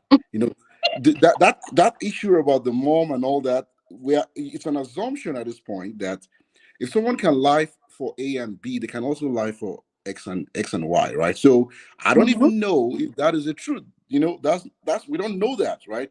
But even if it's Mm-hmm. the truth, right? Even if that's the truth, psychology is is logical to some extent. So some people, based on some trauma they've gone through in their past, right? They take one of two steps. It's either they relieve that trauma. So if they've been in an abusive, they grew up in a home where dad was always cheating on the mother and all that, and they saw that. It's either they relieve that or they try to not do the opposite, right? Mm-hmm. And and if they, it's funny because you can't really say how the person going to, what's going to happen to that person when they grow up. You don't know Mm-hmm. what pathway they'll take. What Nola did in that show, I want to say number one, he was more like, just like what I said, he and Ruth were more real. They people do that a lot, trying to, um, I won't use the word shame, body shame the person you've been with. All of a sudden, you're in an enclosed space where you see someone that tickles your fancy, and then you're like, oh, let me, if I can pair up with this person. The reverse question is this. So we talk. Well, you guys were talking about Kanya, right? Kanya before this, right? Mm-hmm. If Mm-hmm. Kanya was the one with Nola, do you think anything will have happened? Ha. I No, don't no. think so. Exactly. The answer is no, right? Well, you can't. You can't. It's easy for us to take Nola in isolation, but Ruth played a part in that story, right? Mm-hmm. So yes, Nola is a chronic, is a pathological liar. You can't take that. And I'm suspecting that this is from his background, is from things in the past that we can't explain. Is from where he's from. Is from the kind of friends he hangs out with. It's kind of peer pressure he's gone through. We only saw a snapshot of all those people, right? We only saw them Mm-hmm. on screen. We don't know what has happened to them. Like, this is 2024, right? We don't know what happened to this guy in 2020, 2010. You don't know, right? So you don't know Mm-hmm. how his formative years are. But we are seeing the outcome, the result of those formative years is a guy, Yeah. and we don't even know. And this is not a case of maybe um you've been cheated. A guy has gone through very, very bad relationships in the past where ladies have treated him like crap, and then he has done a 360-degree turnaround and said, you know what, I'm not going to respect any lady again. I'm just going to keep doing anything I want to do. If you notice, when he was having the conversation with the guys, right, when they were having the male talks, even the other guys suspected that he was lying. they Mm-hmm. they sort of knew that he was holding back. It's either he was holding back, lying, making misinformation, making this thing look like they literally asked him, "Have you crossed the line? Have you done more than this?" And he kept saying, "Oh, he's." I have a friend like that, like people that will not tell you. They will not tell you point blank. They're just not straightforward. That's what he is. He's not a Mm-hmm. straightforward guy, and he's not the only one like that. There are people like that in real life that are not straightforward, right? But Mm-hmm. but Ruth encouraged him to that. Remember, it was not once, it wasn't twice, it wasn't three times, right? When they asked Ruth a question, the girls asked Ruth a question, the guys asked Nola the same question at different settings. One of them said the truth, Mm-hmm. the pathological liar said the lie, right? Mm-hmm. So yeah, ultimately I'll stop here, but I'll tell you this: Nola has he gave the show, to me, he gave the show some reality. Yeah. He actually gave, without Nola in that show, it's almost easy for someone to come across and say that that show was just a scripted show, right? Because Mm-hmm. we know, you can also say maybe he has problems with the language. Communication is an issue, but communication is not an issue on the bed. so so you can't excuse that, right?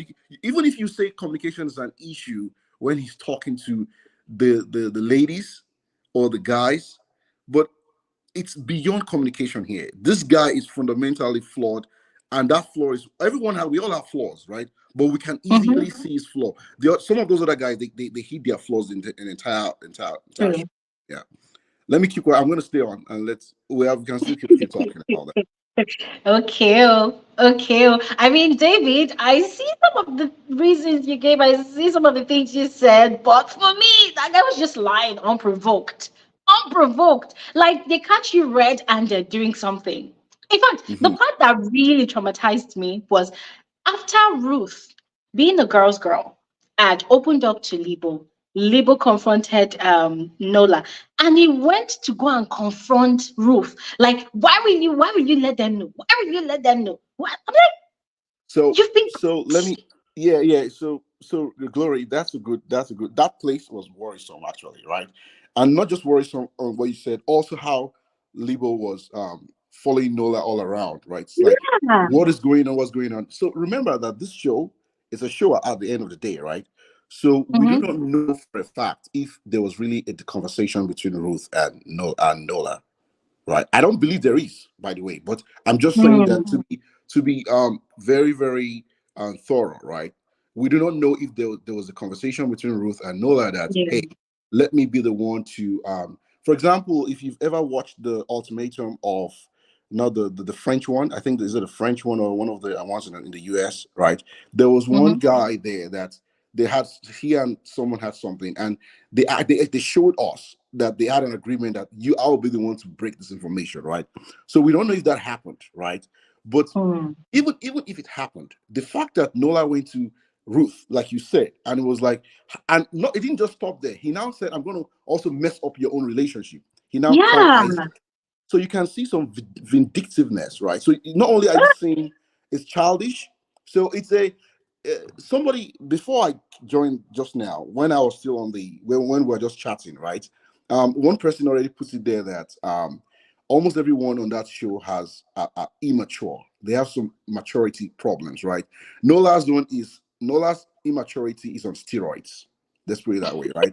So it's one thing to be a liar. It's another thing for you to be vindictive. It's another thing for you to be childish to the point where, oh, if you put some sand in my, as they'll say, my Gary, then I'm going to Yeah. put some sand in your Gary too, right? So like it's that's how that's what Nola comes. It comes across like someone who, you know what, if it doesn't work for me, it's not going to work for you too. You've spoiled my Mm-hmm. relationship. I'm going to spoil a relationship. Mm. And that's what does he even want to say? Someone who has problem talking to people, when he told Ruth that you should have allowed me to be the one to talk to, how does he want to talk when we know he has problems even saying it, right? No matter when he says what he says, it's still going to be a problem. That's what I'm saying, right? So it's just a case. The guy is just in a nutshell, is a guy that has issues. I don't know if at the end of this they have like they can help them with what do you call this now, when you have like counseling, and Yeah. I don't even know if counseling is going to help this guy. Like I said, it's pathologic. The word pathologic here is what you're saying when you said unprovoked.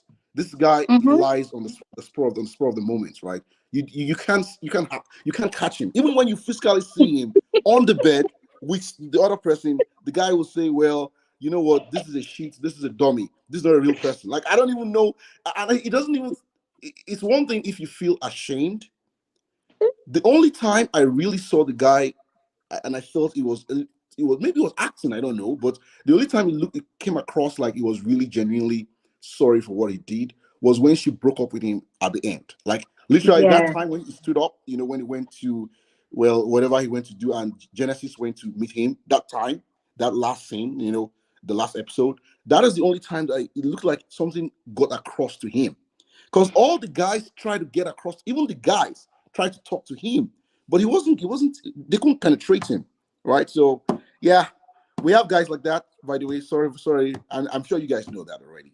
I mean, We have David, I'm guys like going to that. tell you this here as a female that has seen different men in their different formats.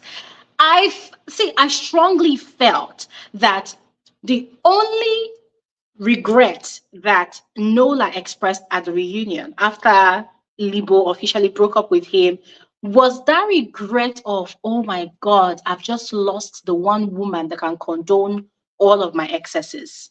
Because as I said from the get go, yes, see, David, whether you like it or yes, yeah, you agree with me that there are men like Nola that would get married to women like Libo, who they know is desperate to want to be called a married woman.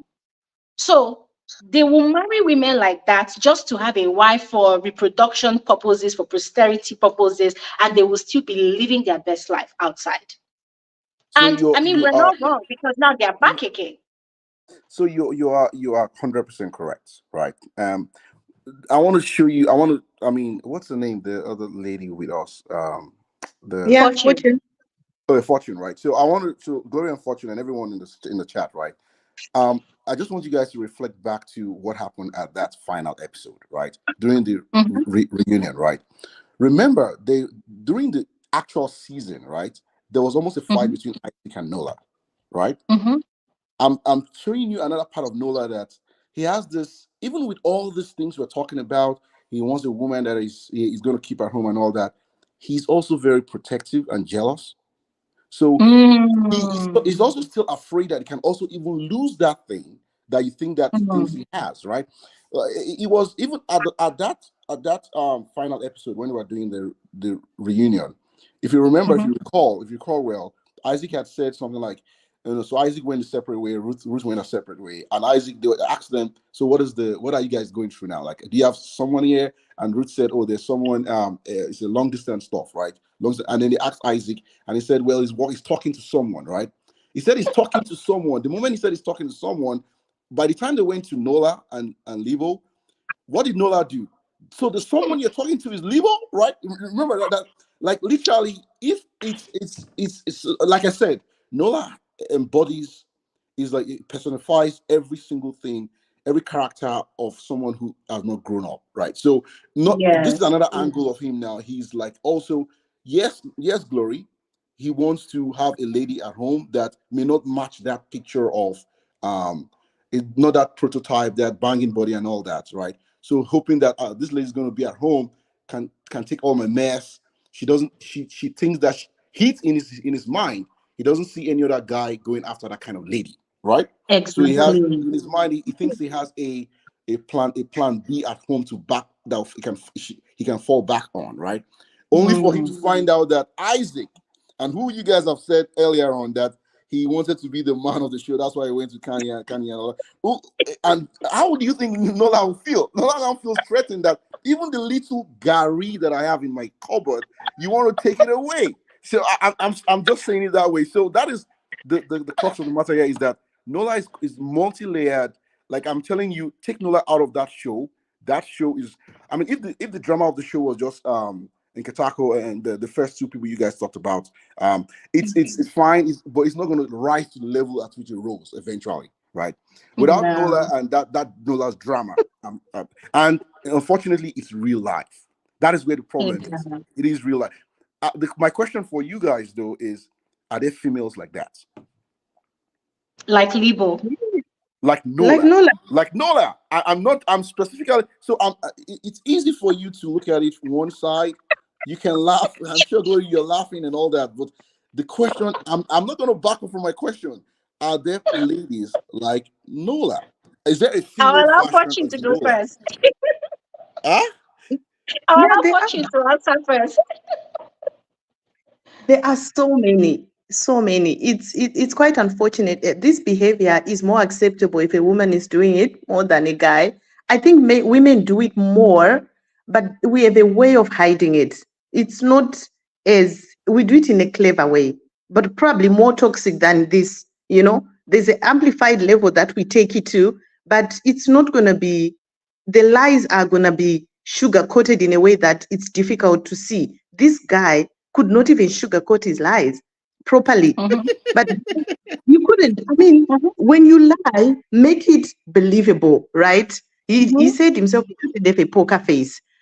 There's so many women that do these things, but there is the voice you say you lie in, make a person, water down. So the women that are professionals in this, they also know how to get out of it. So it's not very evident, and it's only amongst us girls we know when a person is playing somebody. And when we talk, this guy is like he never found out. Maybe he has, but maybe the guy who found out would stick around because they're getting something that they think is more worth than your lies and all your bullshit, right? So to answer your question, there is probably a lot of women that do this Nola vibe, but the difference is the way the cover up is done is a bit more probably intelligent than this. Mm-hmm. I would say yes. But I Yeah. wanted before Glory speaks, I wanted to back up something you said.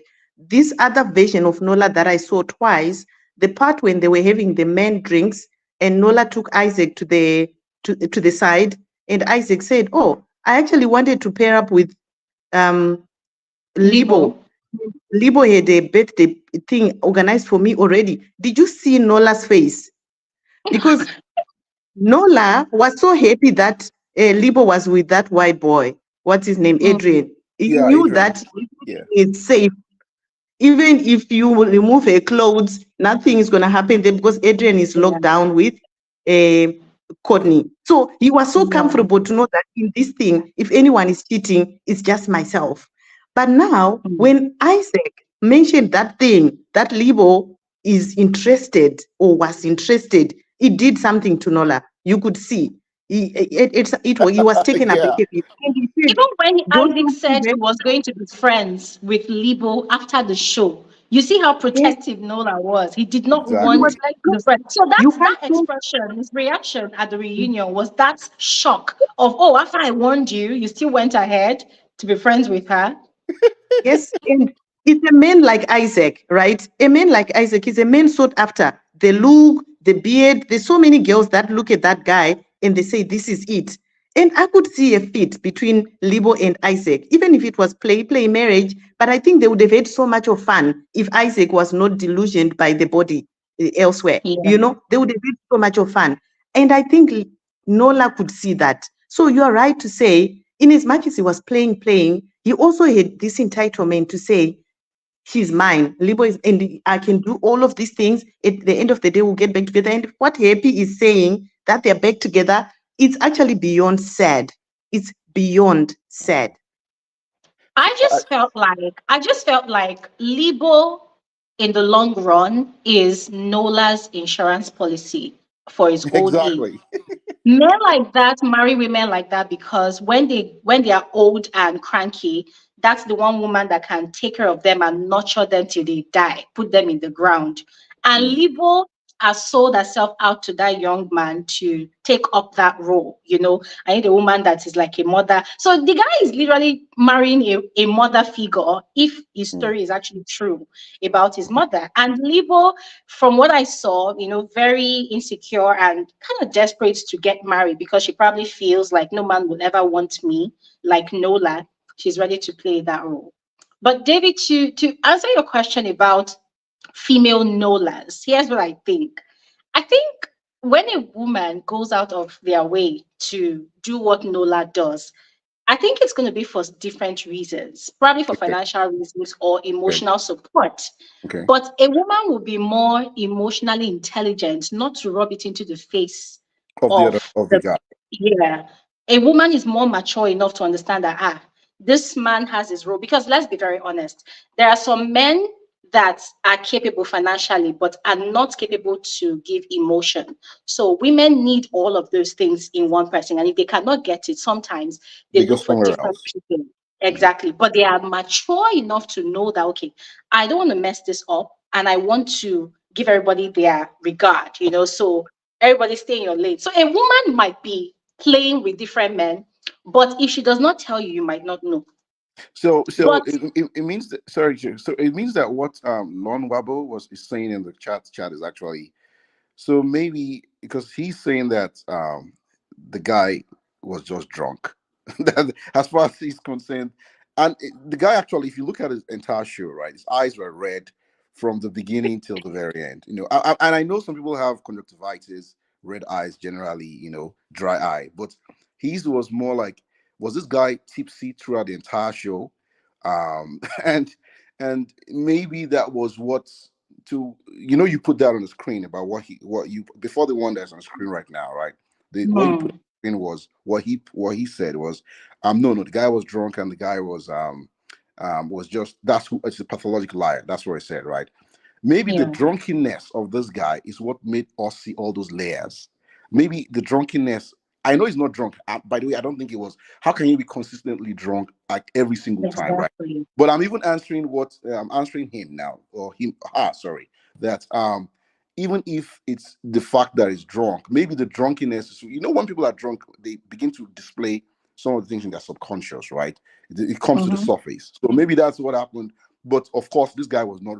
He's a pathological liar. I agree, but that he was drunk throughout the entire show. No, no, no, he wasn't drunk. I mean, Yeah. he's a But female why, how do version. you explain? Yeah. David, how do you explain the Michael Jackson comment? At that time, I think we would say maybe 50% he was drunk, right? Because some of Mhm. his comments were so weird. Like the Michael Jackson, you want to have dinner with somebody that's dead? Um, So, so, so, so, so, yeah. Like I said, it cannot be all of the entire show that was drunk, right? Okay, are you Yeah. telling me was he drunk when they did the reunion, that very last? No, he wasn't, right? He was awake. In fact, just before she served him breakfast, or maybe we should call it lunch or dinner, I don't know. Just before she served him whatever she served him, and they were sitting beside each other during the reunion, he was so confident that they were together at that time, right? So he wasn't. His mind was okay, but then all of a sudden she said, "No, we are not. We are not together. We are not really okay." And then all of a sudden he stood up and was crying or something and walked away. Yes, he may have been drunk on something, but I'm telling you, there are some guys like that. He was, he But was, I don't think he was drunk. he was. And I'll tell you why. So, Glory, just before you talk, so as I'm talking to you guys, I'm reading the comments, right? So Happy Mail is now saying now that he was acting weird. I just thought he smoked a lot of weed because his lips were really black, and that's another angle to it. No, just for you to know how much people are seeing this guy, right? Yeah. Yes, it might have some. There might be some substance abuse before the show. There might be, we don't, like I said, we don't know this guy from anywhere, right? We only know of what we are seeing on the show. That's all we know, right? Mm. He may be a drunk. That's probably true. He may be, we probably true. He may even the mother, again, the mother story he told us, maybe a fabricated story, right? We're even assuming that is true too, right? So I don't know. It's tough. The guy though is you can't analyze that guy. He's Okay, you can't. let me tell you something. Let me tell you something, yeah. So Nola's personality, the way he carried himself on the show, was very familiar for me because Oh, yeah, if you had watched Big Brother and Zamzi, the one that just ended, uh-huh, right? uh-huh. There were two housemates, two male housemates, Okay. Bravo B and Makeke. Okay. Now, I don't really know about the South African society like that, Okay. but most of the South Africans that were, actively following the show at the time, Hmm. they helped me to really understand those two guys.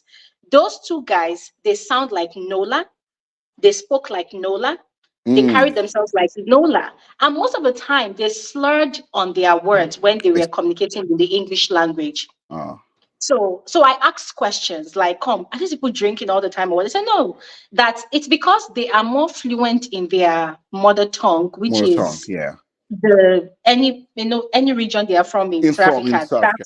That dialect. They are more fluent in Okay. that than English. So most of the time when they communicate in English, the way they use English, it's like they are interpreting it in their dialect.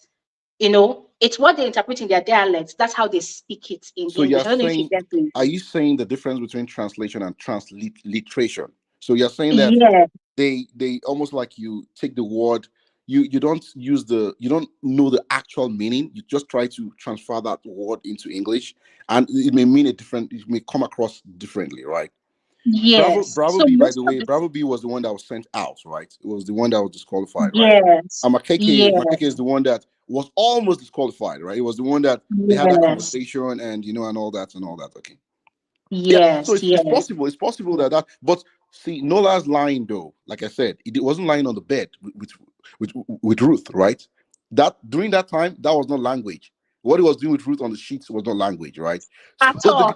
So the guy, I'm telling you, the guy is a character. Like he's not.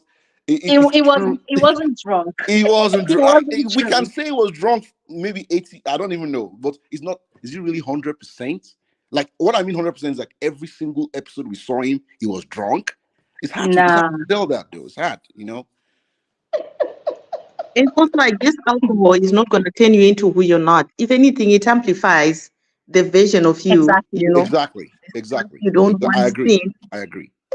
So Mm. it's not an excuse, but I do think he may have abused the alcohol a little bit. I just feel that because some of his words, some of the things he said, it resembled things that people say when they're under the influence. But look, at the end of the day, he did them, he said them, and he just really wanted for us to talk about him like this because we are.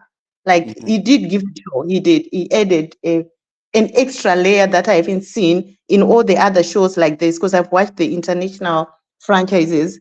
We have not seen this at all. Okay. Someone Yeah. said he's a functional drunk. Okay, that's a new one for me. Functional drunk. I guess there are people like that. So he's a. I guess what the person is saying is a chronic drunk that can function while he's drunk, right? So you live your life consistently as a drunk, and you can drive while you're drunk. You can write emails while you're drunk. I guess some people are like that though. So Yeah. Aiden, Okay. and Glory. Sorry for taking you guys out of this Nola stuff. Yeah. Yeah. The Carry Aiden on. and who was Aiden's partner again? Aiden and Courtney. Okay. those people, I'm sorry to say, right? They are, when I said initially that for Nola and Ruth, they gave us real, it looks real. Those are Mm-hmm. people, some of them, Aiden and Courtney, that's an example of, you're on, the camera is on you. You are Yeah. so conscious of the camera to the point where I don't even know if what I'm getting is I guess it's a social experiment at the end of the day, but the bias is so, there's a lot of bias knowing full well that people are watching you. So in Aiden's and Courtney's relationship, even when they were with their fake partners, right? And when they were back Mhm. together, it wasn't giving at all. I'm sorry. There was no, I don't want to believe that is how it is in real life. I think that it was fake to me. I know everyone has their opinion, but there was no drama there. Absolutely no drama. And Courtney being judgmental. I mean, it's every there. If you analyze all the six couples, right? If you go through the list, right, you'll find out that yeah, some of them left much to be desired. I don't really know if Yes. this is what is really happening in real life, but at least we can say that Nola is real. At least we can Not say Nola is real. real, and Ruth is real too. If you flip the script, what Ruth did in that show, right? If it was the male, if it was the male that did that, so it was the male that told the truth. I slept with this girl, and and all that. What will the internet say? What will if you stroll through the corridors of the internet, right? Social media. Well, how will that story pan out, right? Will they now castigate a male for saying, "Oh, is that not what guys always do? They always slip around." Because what Ruth did was, and she kept saying, "I own it. I own it." Like, you can own it, but it doesn't mean what you did is right. Yeah. Just owning, you getting to the point where you are owning something does not remove the fact that what you did was actually wrong. You are trying to get But sympathy. David, Yeah, yeah, but yeah, yeah. David, Yeah. I feel like she felt like Isaac was going to smash, what's her name, Kanya. And so she Hmm. decided that instead of her to sit down and cry about it, she was going to play him by his own games. So I just felt like she wanted to do it, not to think about it too much that, oh, what is Isaac doing with Kanya? I think she already knew that, okay, he had it in him to do There's whatever he so wants to so do. you have a point there, right? But I think what tipped her over, if you remember the show very well, right? Before they split, before Isaac and Ruth split, right? Before they went to the first 3 weeks and all that, right? They were Hmm. concerned. I don't know which of them called for the ultimatum. I don't know if it's Isaac or Ruth. I think it's Ruth. I think it's It Ruth that was called Bruce, them, yeah. right?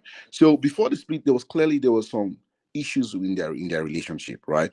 Now, Hmm. the moment when they had the girls talk, and girls, when the girls had their talk, the guys had their talk, right? The moment Ruth heard from Kanya that Isaac took her to his family, to his friends or something, which she has Hmm. never been to. Like she said, the guy never, I've never, I remember they were going out for 2 years or 1 year, I don't know how long, but for it Two was years, definitely yeah. it was definitely longer than 3 weeks, right? So Mm. you've been with someone for 2 years, and this person has not taken you to meet their family or someone, and then all of a sudden this person takes a new person in 2 weeks. In fact, it wasn't up all the, like, I think it's even the first week, and Mm-hmm. of course, what will be going on in Ruth's mind is that this guy is just BS, basically, right? Yeah. How can you treat me like that? So maybe that's also one part of the things that pushed her, over the top. But all I'm just saying though is that she wasn't. We should come off that idea that just because someone says I own my stuff, that ends the conversation of what the person did was right or wrong. It should Mm. not end the conversation, right? It should still be, the conversation should still be open. Why did you? When Isaac asked her, when she was trying to when she was trying to talk to Isaac, right? And the question was, what did Isaac say was the real issue? And for most guys, what Isaac said there is actually true. When Isaac confronted her and said, "Why did you do what you did?" Right? And she kept saying, "I own my stuff, I own my stuff." She never really said the reason why she did it. She was Because giving, she couldn't. she couldn't, because we can give reasons for her, right? If she had said what I just said now, for example, oh, you never introduced me to you made me feel like a little person. You never introduced me to your family, but you introduced her in Mm. less than 2 weeks, right? That's a reason, for example. Or she says what you said, Glory, that maybe I felt that you guys were already smashing, doing things. That's why I did it. She Mm. didn't give a reason. She was doing Yeah. everything else except the actual reason the guy was asking for. So and that of course pushed him away, and it became an irreconcilable different kind of thing that they will not get together again, right? um But don't you think Isaac was deflecting because he was avoiding answering her own question of why did he introduce Kanya to his own family? If you watch that scene, he was also yeah, shying he away was from he wasn't he responding. wasn't straightforward too, it's true, right? So both of them Yeah. were playing a game, right? And um if you take Nola out of that equation, right? Sorry, if you replace Ruth with Lebo in that equation, right? The she the for a lack of a better word of saying this, the the poor, how do I say this now? The fact that she has low self-esteem. I'm not talking about Lebo now, right? Mm. She will still be with Isaac. What I'm saying is that, assuming you Ruth is not Ruth, but Lebo is in the Ruth's place, right? Even with all Mm-hmm. that's going on, she'll still stick around with him. So why would a lady stick around with a guy that has problems? Like, is it just this issue of lack of self? And we have to be careful here when someone says that they are confident, right? They're self-confident. There's a thin line between overconfidence and confidence and underconfidence, if there's something like that, right? So, and in that show, I almost saw all those three things play out in different people, right? With Nola and his partner, you have someone that was underwhelmed. She just thinks that this is the only person that can be for me and all that. I don't think I have a chance, blah blah. With Kanya on Yeah. the other hand, you have an opposite of that, right? Who feels that I know exactly what I they have to chase me. I have this, you have to come to me, and then most of the other people were in between. Ruth, for example, was sometimes she's vulnerable, and sometimes she's not. Most people in real life are in the middle. They are not overly on one side and overly on the other side, right? So I just wanted to Mm. say that. I know that was not what the conversation Yeah. was, but yeah. Yeah. No, I mean you're on point. You're on point. One thing that really stood out about the show, in line with what you mentioned here, it was very interesting, right? How from the very beginning, the first episode, the introduction of the couples, you see how everybody was all bubbly. Mm, You did not see through their smiles to know how deep their issues were, right? correct. And Yeah. then once the show now got into full swing, we realized that, oh my God, these people are not even compatible At as all. couples. They were not they were not compatible. They were not compatible at all. And the first one I saw, glaringly, the first one I saw was what's her name? Ruth and Isaac. Like, why would I want to be with a guy that would talk down on me in public? Mhm. Nah, Exactly. And nah. also, she mentioned something in the heat of when she was denied by Nola to say, "Oh, I don't feel bad because after all, Isaac and myself had broken up." It's like they were not even like in a full-on like relationship.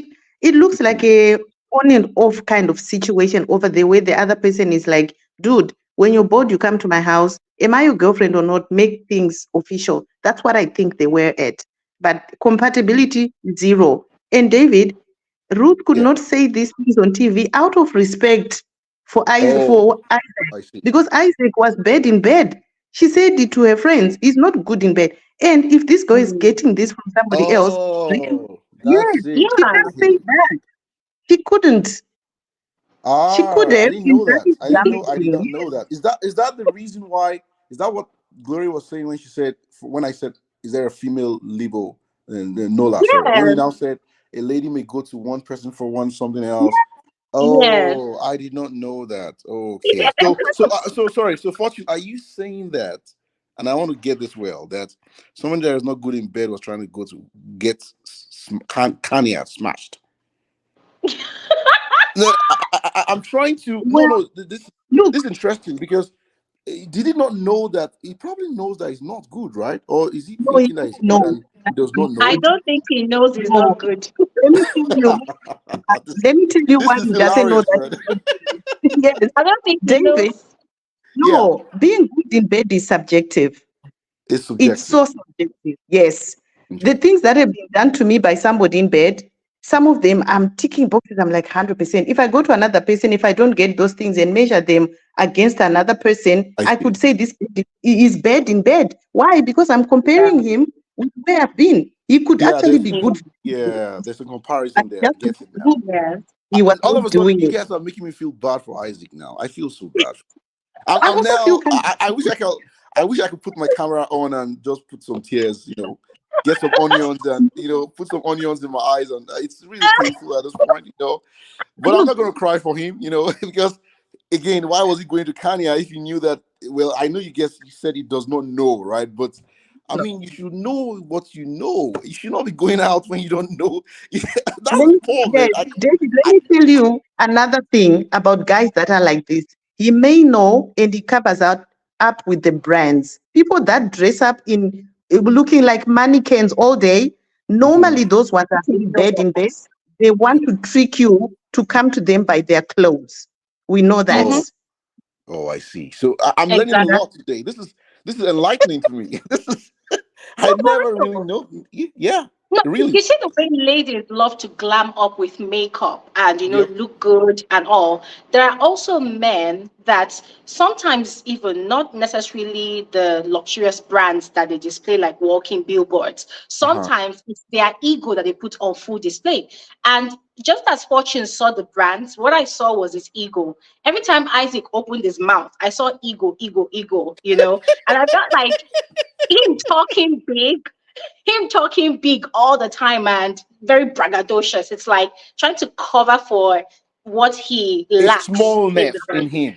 Yeah. Yes, Wow. Wow. exactly. Wow. Because someone like Lindile, right? Lindile was not braggadocious, for At example. No, all. So I get it now. So maybe you are overcompensating for a lack in somewhere in some other aspects. Right? Exactly.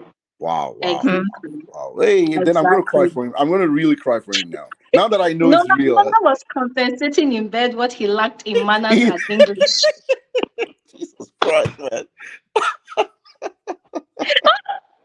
Nah, those people. But you know what, David? You mentioned something about the fakeness in Aiden Hey, and and Courtney's relationship. Yeah, I felt like Aiden was more at home with himself. real. Yeah. Yes, like I felt like it was real because you see where Nola was sort of rough handling Lebo just to convince her that he wasn't holding hands with Ruth in bed.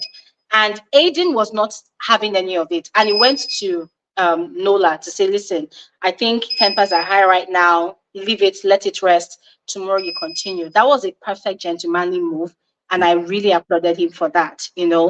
But the Courtney now, I felt like she was the one that was uptight. You don't want people to know much about it. So if you notice, during the females hangout, she's always the one asking questions, probing, asking questions about people's situations, their relationships, but she's not really giving away much about her own situationship.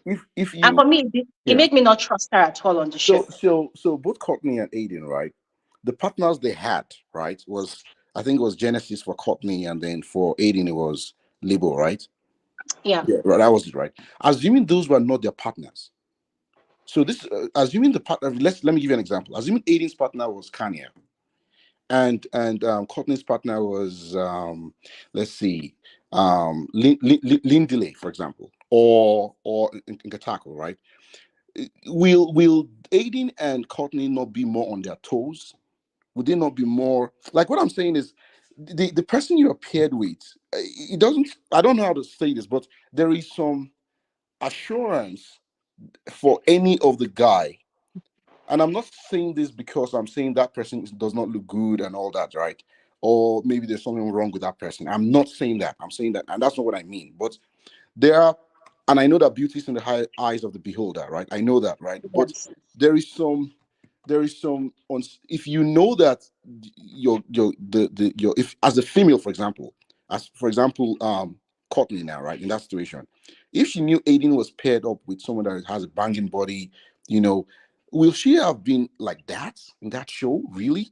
You know what I'm saying? Like, I know we can't, like, it plays into that, into their behavior eventually, especially for Courtney. I know Aiden had to deal with a lot with Nola and Lebo's drama. He had a lot of things to even deal with. He actually even helped Lebo, that's, we know that, right? But I still believe that, and if you watch the other ultimatums, the ones for in the US and the one in France, right? If you watch those other ones, you realize that the pairing they do for you, the person they paired you with, also goes a long way in actually what happens after, whether you're going to go back to your partner or not. So Mm. you can draw me out. I am talking to you guys now, Fortune and Glory, right? If I was talking to, if this show wasn't, if it wasn't Glory and Fortune I'm talking to, right? But I'm talking to, how do I say this now? People change their behavior based on who they are interacting with. You're not supposed to Yeah, do that, but people do it unconsciously, right? You are more uptight with some people. You drop your guards with some people. And when you see your partner with some people, you're not threatened. You don't feel threatened, but and you can behave anyhow. But when you see your partner with some other people, all of a sudden that jealousy rises up to the surface. Yeah. So that's my, yeah. That's, but overall, yeah, Aiden was definitely better than Courtney. Courtney was like, I don't even know. I'm looking at the screen now. I'm on my laptop and I'm looking at all the six of them, their pictures, and I don't know anyone who was. I mean, even what's her name? Thabi was even better. I mean, all of them were. She has to be low on my list of, I got something out from that. You know what I'm saying? She didn't really give anything to me. And I don't know if it's just they didn't, they. I wish that before the show actually started, when they started pairing them, both Aiden and Courtney walked away. That there was a show where you can actually walk away before they even start and Mm. say, you know what, I don't want to do this anymore. I want to walk away. If they had walked Yeah. away and we were dealing with just five couples, maybe it would have even been more intense drama. But Yeah. here we are. That's what we got. So. Oh man. Thank Well, you. like I Thank said, you. I'm gonna cry. I have to leave very soon though. But like I said, I'm gonna get some onions. I'll get some onions for Isaac. Fortune has opened my eyes. I really did not know this. I'm not joking. I did not know Oh, that you didn't there is. know? No, what I'm saying is, she opened my eyes to the fact that a guy may not know, unless the girl tells him that you're not good in bed, right? And if that Yeah. happens, the question now in the guy's mind is, how did she know that? That means she must have sampled other people, right? So now, not only is he feeling that I'm not good. How did you know I'm not good? Because you must have known from someone else. That's so you've opened up a kettle of, like, that's a whole problem now, right? I don't know if you know what I'm saying, right? Why would you tell me if you're laughing, if you tell someone something, you're comparing them to someone else? How did you know that? David, is it something you think so much? Huh? I feel bad for Isaac all of a sudden. You're just but laughing, right? just that, Escapades, and yeah, you're like, did I do well? yeah. Look, David, past a certain age, everyone is been with somebody, right? There Yeah, is, yeah. right? And I think, I suspect a girl like Ruth may have told him, though. That one does not look like a person that holds back. She may have Yeah. complained a little bit about what Yeah. she expects from him. I suspect that happened, at some point, because I don't think Ruth is the kind that will be served, underperformance and just not say anything. I don't think so. But yeah, so what then usually happens is, when you tell a guy, I don't know how guys really react to these things, but girls, when we're told that, you see, you could do this, we could do that, we could do that, that's you basically being told that what you're doing now is not enough, right? Enough. Guys Yeah. don't like to hear things like that. Ego, Usually they the don't. ego is bruised. The ego is bruised when you do that. Yes. But girls take it better. We go buy Kama Sutra, we talk to friends, we practice at home, we come and deliver things. But guys, they run the moment you you do. They just feel emasculated. So that's where Isaac is. I see. But wait, let me ask you, David. Wouldn't you want to be told, like, wouldn't you want to be rated, by your performance? Is it that you don't want The to know answer at is all? yes. The answer is yes. You want to be rated. And Oh my God, where is David? Ah, this is Oh come back, please. no, Fortune. What? You scared the guy. He's coming. I'm sure he's coming back. Maybe it's just Yeah, network. he has to come back. No, but what you said is quite true, Fortune. And you see, there's this particular one, just to deviate a bit, there's this particular conversation that is, it's just very funny.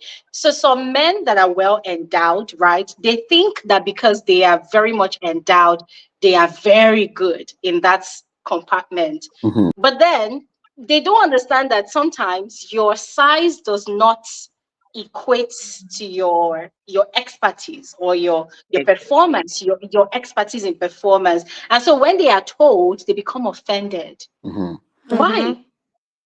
So sorry, I got cut off. It looks like yeah. Yes, welcome So back. so the answer is yes. I want to know, right? Why would you do something that you don't want to know how you're performing, right? But I guess the issue here is who is doing the telling. How are they telling me? How are they passing Mm, the message across? What time? The who, what, where, when, and all that, right? Those mm, W, the five W's and the H, right? How are you yes. telling me? Like, are you telling me when I'm down? Are you trying to push me to the ground when I'm already on the ground? Right? Are you telling me when I'm just coming home and I just lost my job and you're now telling me you're also not good at bed? Is that, are you rubbing injury to salt, put a salt on injury? Is that what you're doing?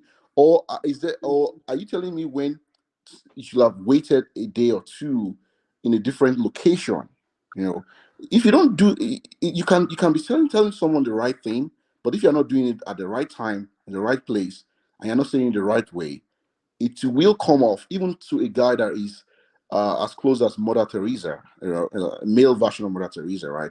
It will come off to that guy as being you are bruising my ego. I'm just telling you that is the fact, right? But any Mm-hmm. guy who doesn't want to hear that, I don't know why the person won't. And you're right, Glory.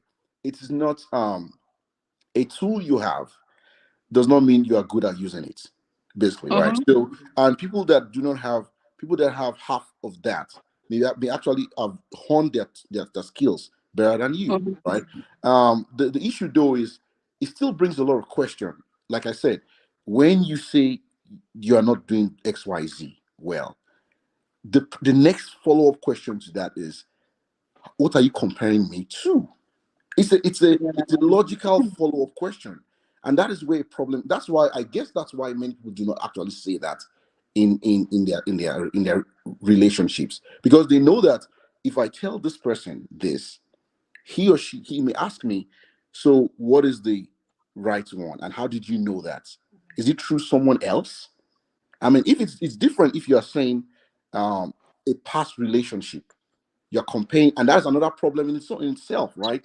If you're in a relationship right now and you're complaining to the current partner you have that the person is not doing well in bed because of your past relationship, then the question that current person will have for you is, have you really gotten over that past relationship?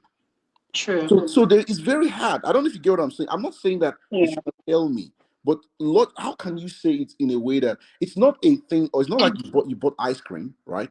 And then you said, Mm, oh, the chocolate ice cream is better than vanilla flavor, right? Then, oh, this mm, is you must have had something with someone else. So mm. do you just keep quiet about it? It is the level of openness that the other person has. So not every guy is that open, right? And that's where the difference is. Some guys are very, very open, right? They want to hear it. Some guys are like Isaac. Let's put it that way, right? Mm. You need onions in your eyes to get to them, right? So there are people like that that have that much ego that they will dress up. They will. Oh my God, David, are you there? I can't hear him. I can't hear him too. Hello, David, are you still there?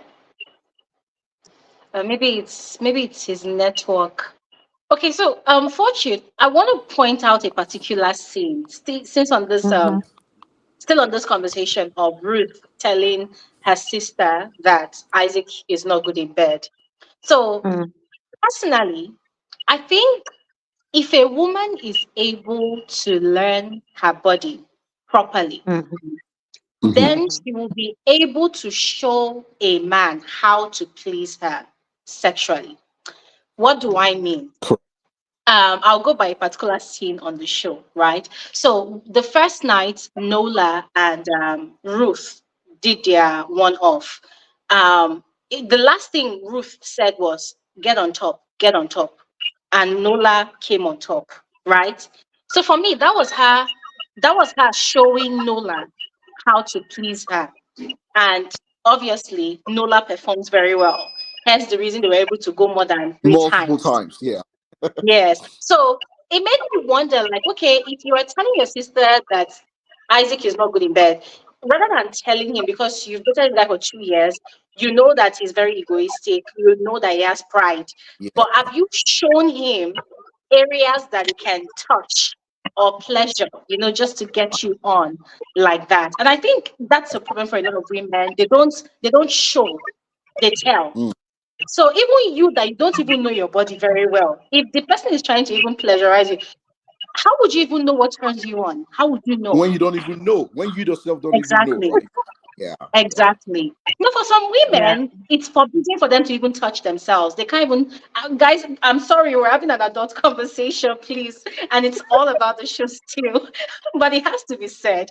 A lot of women feel like it's a taboo to touch themselves, to know what particular spots in their body responds to stimuli, right? You know, Some people it's their ears, some people it's the nape of their neck, forehead, whatever, it's everywhere. Some mhm. women don't even know, they've not touched themselves. So in a way, when Ruth made that statement, I felt like as bold and audacious as she is, I still felt like she still doesn't really know herself, like her body properly.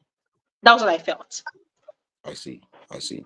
And it But looks like I they were don't, also in a long distance relationship too. So I don't know. Yeah.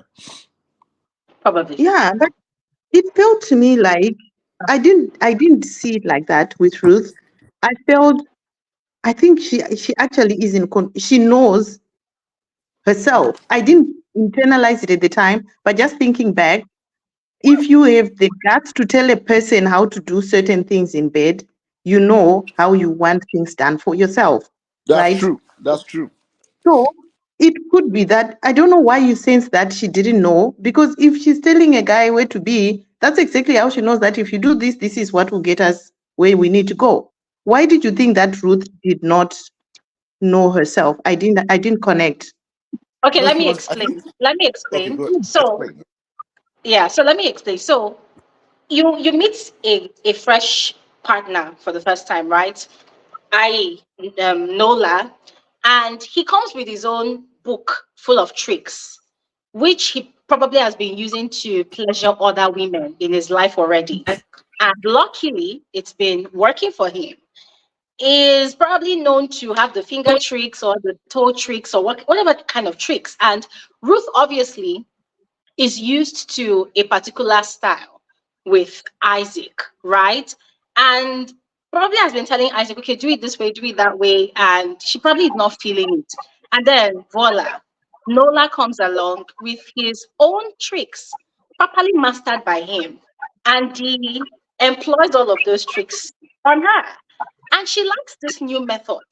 Also, looking at the Mm, fact that, oh, she's not been in a good place with Isaac for a while. So at that point in time, she's really receptive to trying something different, right? mm, The guy has not been performing, so she's open to something new. And the guy is doing it. And she says, come on top. And he goes on top and probably performs his tricks right there. And it works for her. And so she enjoys it and goes back for more. So when I say mhm. I felt like her complaining that the guy, that's Isaac, is not really good in bed. I felt like she's not really shown him how to really pleasure Ah, her. good. Is I it like just to what you come said. on top? Yeah. Is it Mm, just to come on top? There are other ways that he could come. that could give Yeah, her but that happy you ending see, that she wants. Isaac, Isaac, do you think you can tell him how to do things? And he will say, oh, yes, ma'am.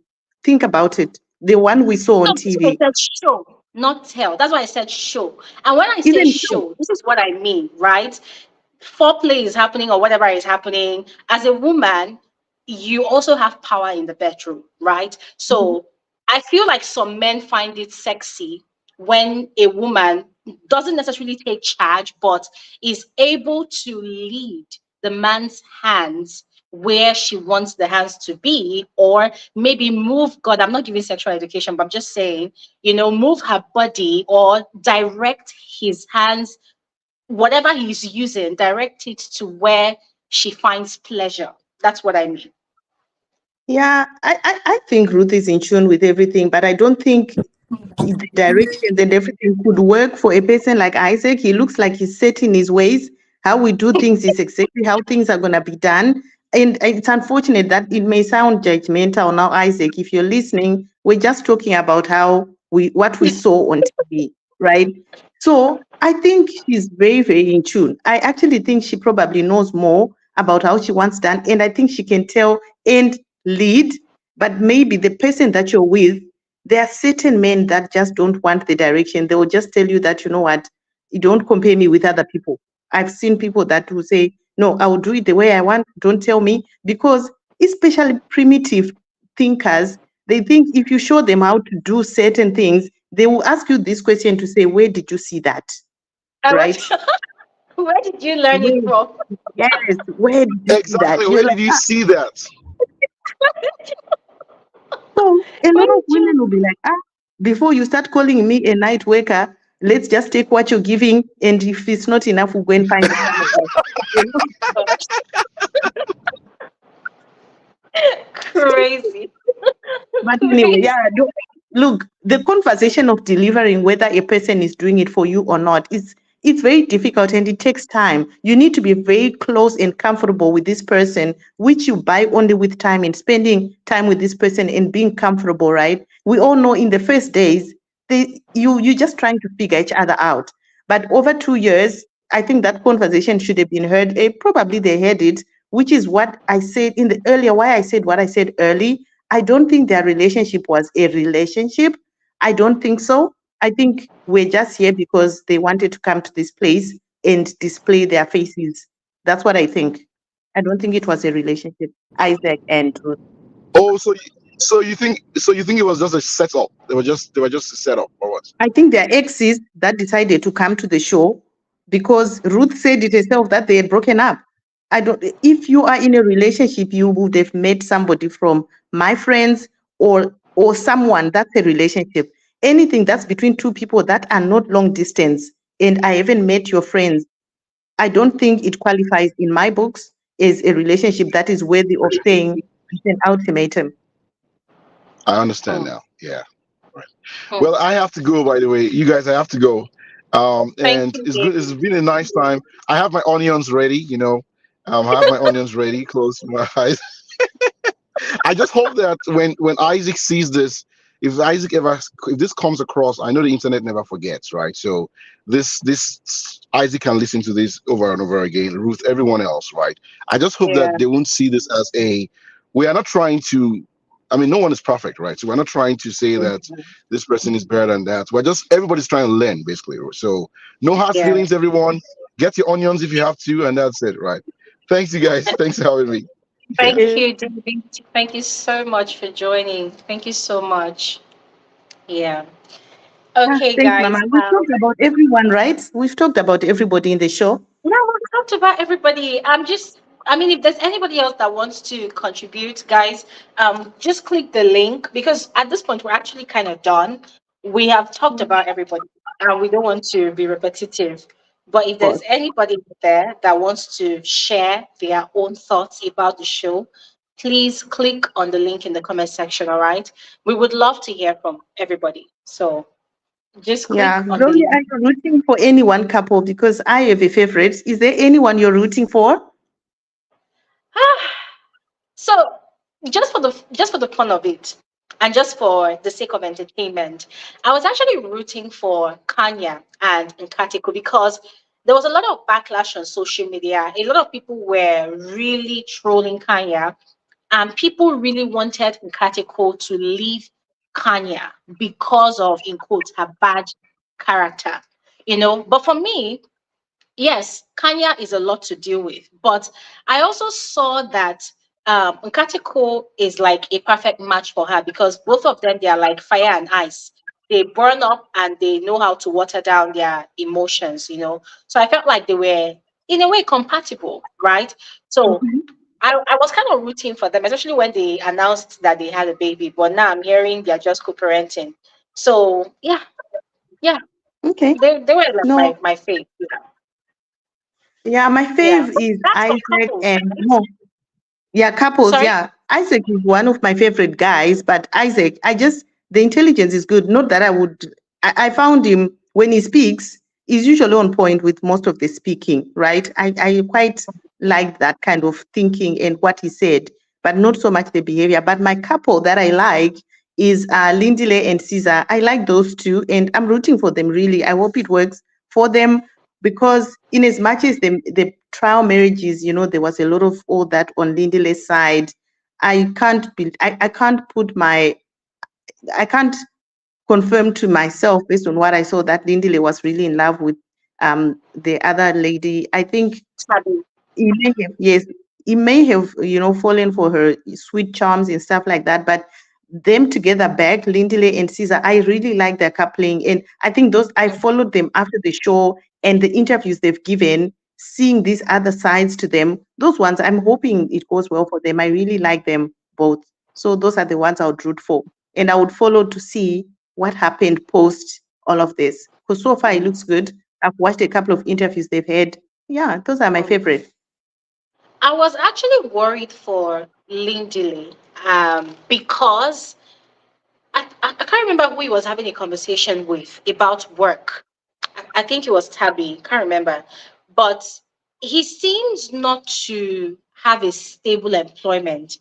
He says Mm-hmm. he's a personal trainer sometimes, and other Mm-hmm. times, I'm talking about the show. I haven't really seen their post-show interviews. So he said that Mm-hmm.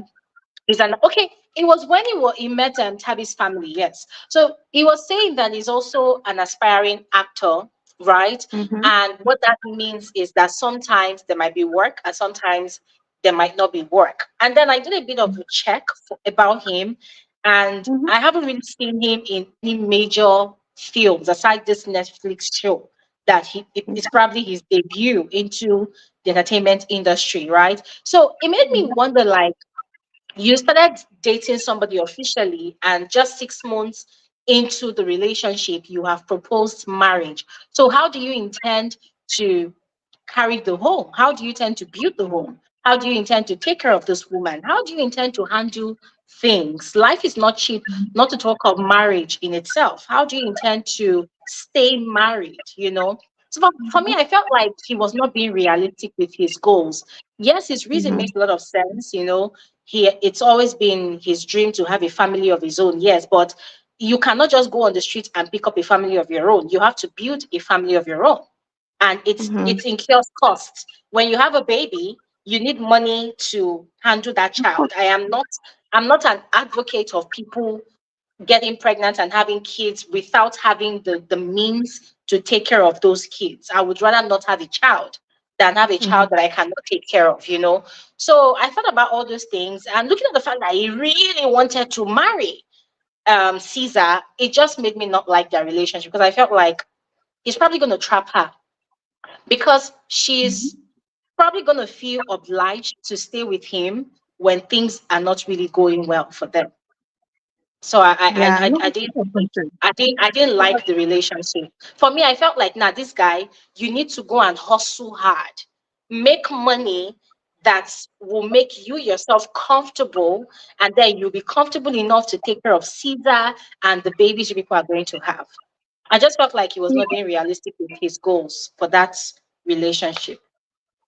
yeah, no, valid, valid. And like you said, 6 months is too short. What we know outside Mhm. of the show could also be lies. Really, 6 months, I think maybe they do need time. But Mm-hmm. yeah, I can't just get past my liking for them. And that girl, that's, I like when people don't take things too seriously. I know that there's a time for everything, but people like Mm-hmm. that, I find when you trivialize a lot of things, life is nicer, you know. That's what I think. Mm-hmm. What do you have? Okay. Okay. Okay. And let me ask you this one, Fortune. We have Mickey on here joining us, but before Mickey speaks, let me ask you, Fortune, which couple did you like? You just don't want to see them together. You just want them to go their separate ways, move on with other people. I think it's Adrian and Courtney for me, right? Yeah. I think Adrian, it's almost like you want to protect him. He gives this, I know he is indecision and all these things that he needs to deal with, which I'm not Yeah. sure what his mother is doing, trying to justify how Adrian is not growing up. The mother is Yeah. just not helping. Adrian has a lot of growing up to do that he needs to do on his own. He is not ready to be a husband. I would like Mm. those two to just be, if I to be separate. To answer your question, those are the two that I prefer, to just sort of take time out, everybody discover themselves. Because if you marry a person like Adrian who can't even make a decision, hell, he doesn't even have a job. A person like Mm. that is most probably not going to have the qualities a husband should bring into a structure. But maybe in their culture it works, because I don't know where they come from in terms of what's expected from a husband. But I saw a lot of growing up that's really still needed from Adrian, to the point that I think he needs time out to go and develop the skills that he needs to just be a man whose decisions are made only by him, not by women in his life. Not your mother, not Courtney. Right now, those people are running his life. And Mm. I'm not sure he's ready. Yeah. Yeah. Okay. Thank you so much, Fortune. We have Mickey here. Let's hear from Mickey. Hello, Mickey. Hi, hello. I'm How speaking a are you, very Mickey? baritone voice. This is not my topic, but I'm speaking a baritone voice. Hello. That's not even marathon enough. Oh, oh Oh boy. my God, we No, just I lost just came to support. Fortune. Oh I no. just came to support you. I didn't watch the program, so I was like, let me just pop in and pop out and to say hello to everyone. We Oh, miss you and we want you back. Please I'm do not back. break up with us again, Biko. Don't ever break up with us again and leave us for this too long. God knows how long you left us. Mhm. Please, Mickey, we are begging okay, you. I'm back. Don't ever leave us this long. Okay. I'm sorry for breaking up. I'm sorry. You need to go and watch the show. I would love to hear your thoughts about Uh, all them cast members. yeah, but Okay? okay, I watched the finale. I remember seeing the finale. You asked a question, who do you want them to like go their separate way, not having anything to do Yes. with each other, right? Yes. Then they were this couple. Remember the people that broke up and then they came back during the reunion to make up, Okay. and the lady finally break up with that man. Yes. Oh, what's the name of People that guy? had Nola. Nola. Yes, so those one they are water and oil, red oil, palm oil, red oil, and water, cold water. So they are Yeah. not meant to be each other. In Mm. fact, they are not even meant to be in the same city. So one can be in KwaZulu Natal, the other one can be in Eastern Cape. So they should keep away from each other. Yeah. I totally Yeah, I agree. think no, I'm so disappointed they are back together. no, serious. They are not meant. And let me say something again. For the fact that that lady waited until the reunion show, just pretend as if she wanted to get back. Then when the guy now proposed and she now served him hot breakfast, sausage and eggs with nice toast, with nice buttered toast. That was too savage for my liking. Jesus have mercy. But I love this. Imagine But then when you it's sad that she's back again. Like, what are you doing there? Yeah, I think she just reclaimed her power back. So they are not meant to be with each other. They should just Mhm. stay away from each other. I Then, like I like I like what you just said. She reclaimed her power back during the reunion, but mhm, sadly now she has given back that power to that guy. So if the guy decides now that he wants to break up now with her, she's going to be more devastated than when all that drama was happening on the show. But are they back together, if I may ask? Are they back together Yeah, again? that's just a speculation. I'm not really sure 100%, but that's a speculation. People are saying on the internet that they are back again together. The guy must really be doing it nice. I don't know. I don't know. Whatever is taking her back to that guy. Nah, I I'm don't know. telling And you, I don't want to know. I'm telling you, if she's in her consciousness, like, and went back to the guy after what she displayed on the reunion show, that means the guy hold her mumu button. Yeah, Igbo people, that mumu button, the guy hold am. If they remote control am left and right, volume Really up, sad. volume down. Because now, Really let me sad. tell you, if that guy happened to break up with her, I just hope that she has the mental capacity to be able to deal with it. If they happen to That's break the up thing. again, Yeah. Well, serious. I wish them well. I wish them Yeah, all well. that is good. I Yeah. was saying that it must be nice with people that say my man, my man. Anyway, that is our man. You cannot come between her and our man. So let her be with our man.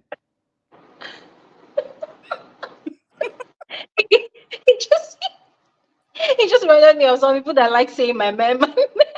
I'm telling you, my man, my man. Please let this lady be with our man. No, it's my man. Okay, my man. She said, a man, a man. Okay, this is our man. Please let her be with her man. I just hope that this her man will not break up with her and she go into depression or go into Yeah. suicide thinking. So let's just hope that things work out for them this time around, that they are together, if eventually they are together. My own Anyway, my own my own wish for Libo is that she finds her power again, number one, yeah, and that she finds herself and that she elevates herself and that she believes in herself that Libo is not the last man on earth that will love her the way she wants to be loved.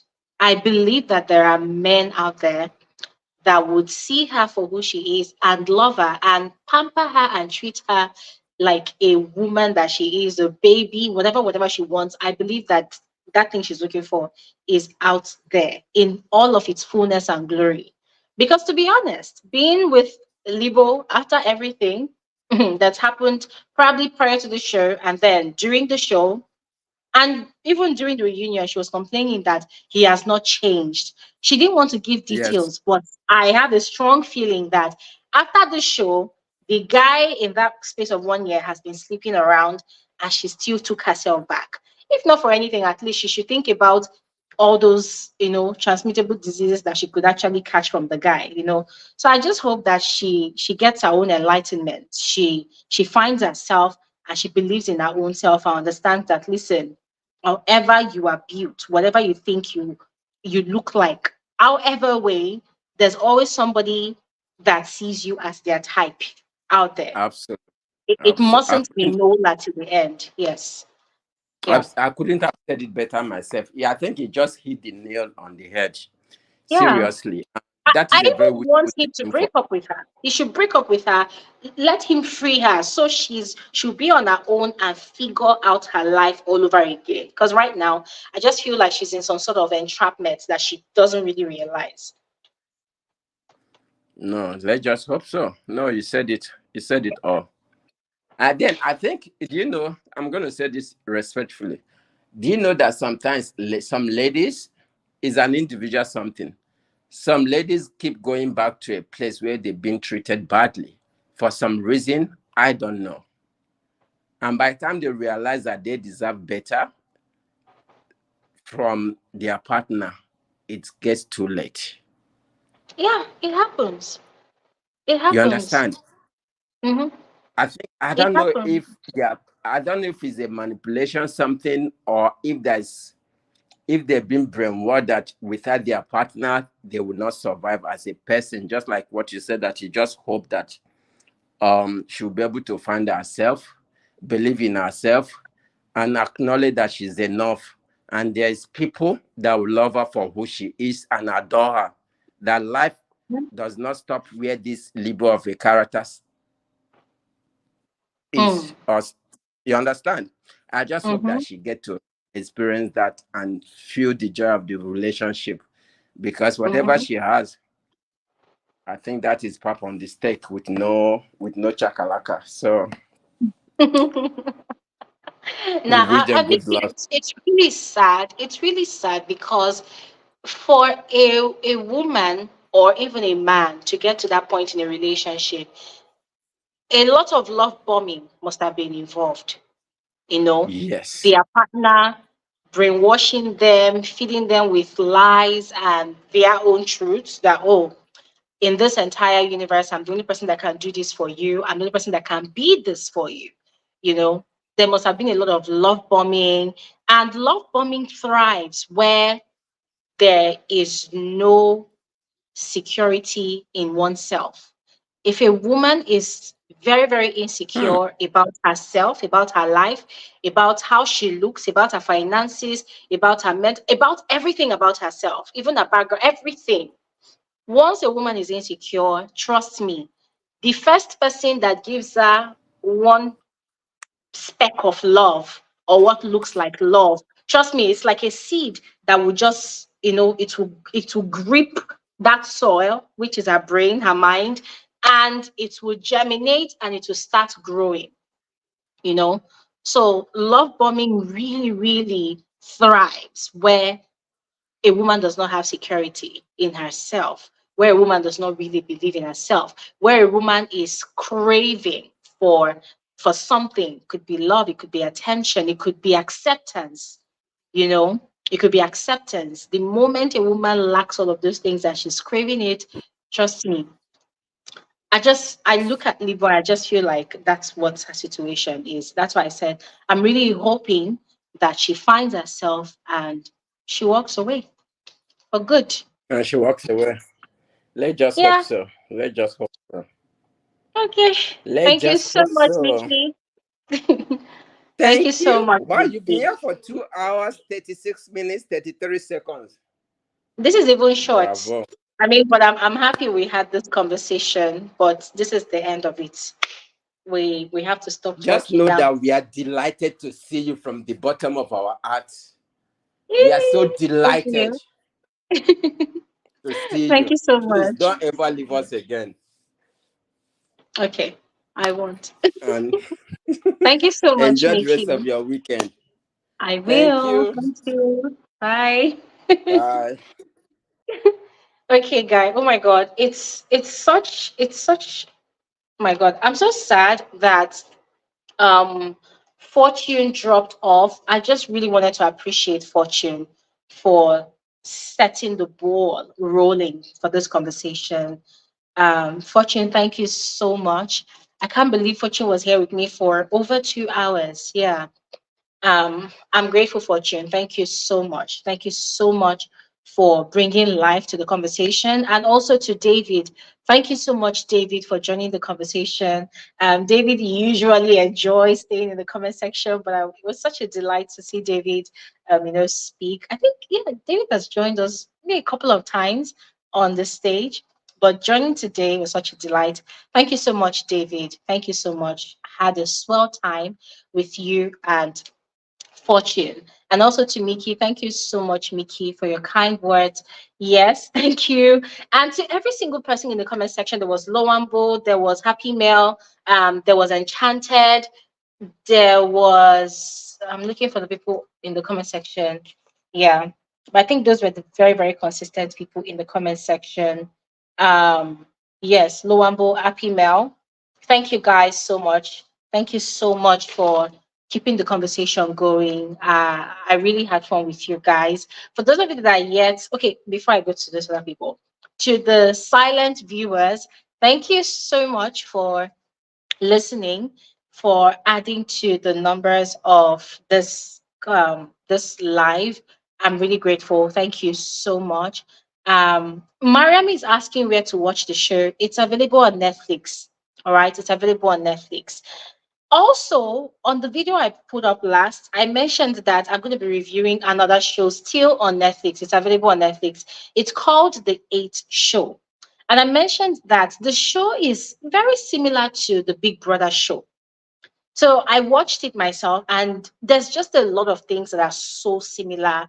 And these are things that I've actually been hammering on my channel during every season of Big Brother.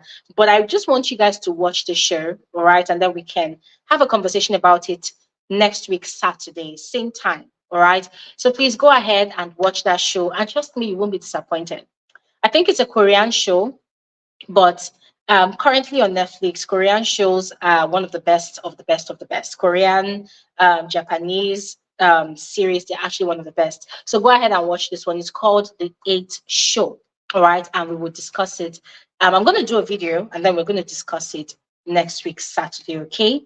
Yeah, overall, that's all for today's live conversation. Once again, thank you all so much for joining. I will see you guys on another episode of Frankly Speaking with Gloria Elijah. Enjoy the rest of your evening, enjoy the rest of your weekend, and good night. Okay.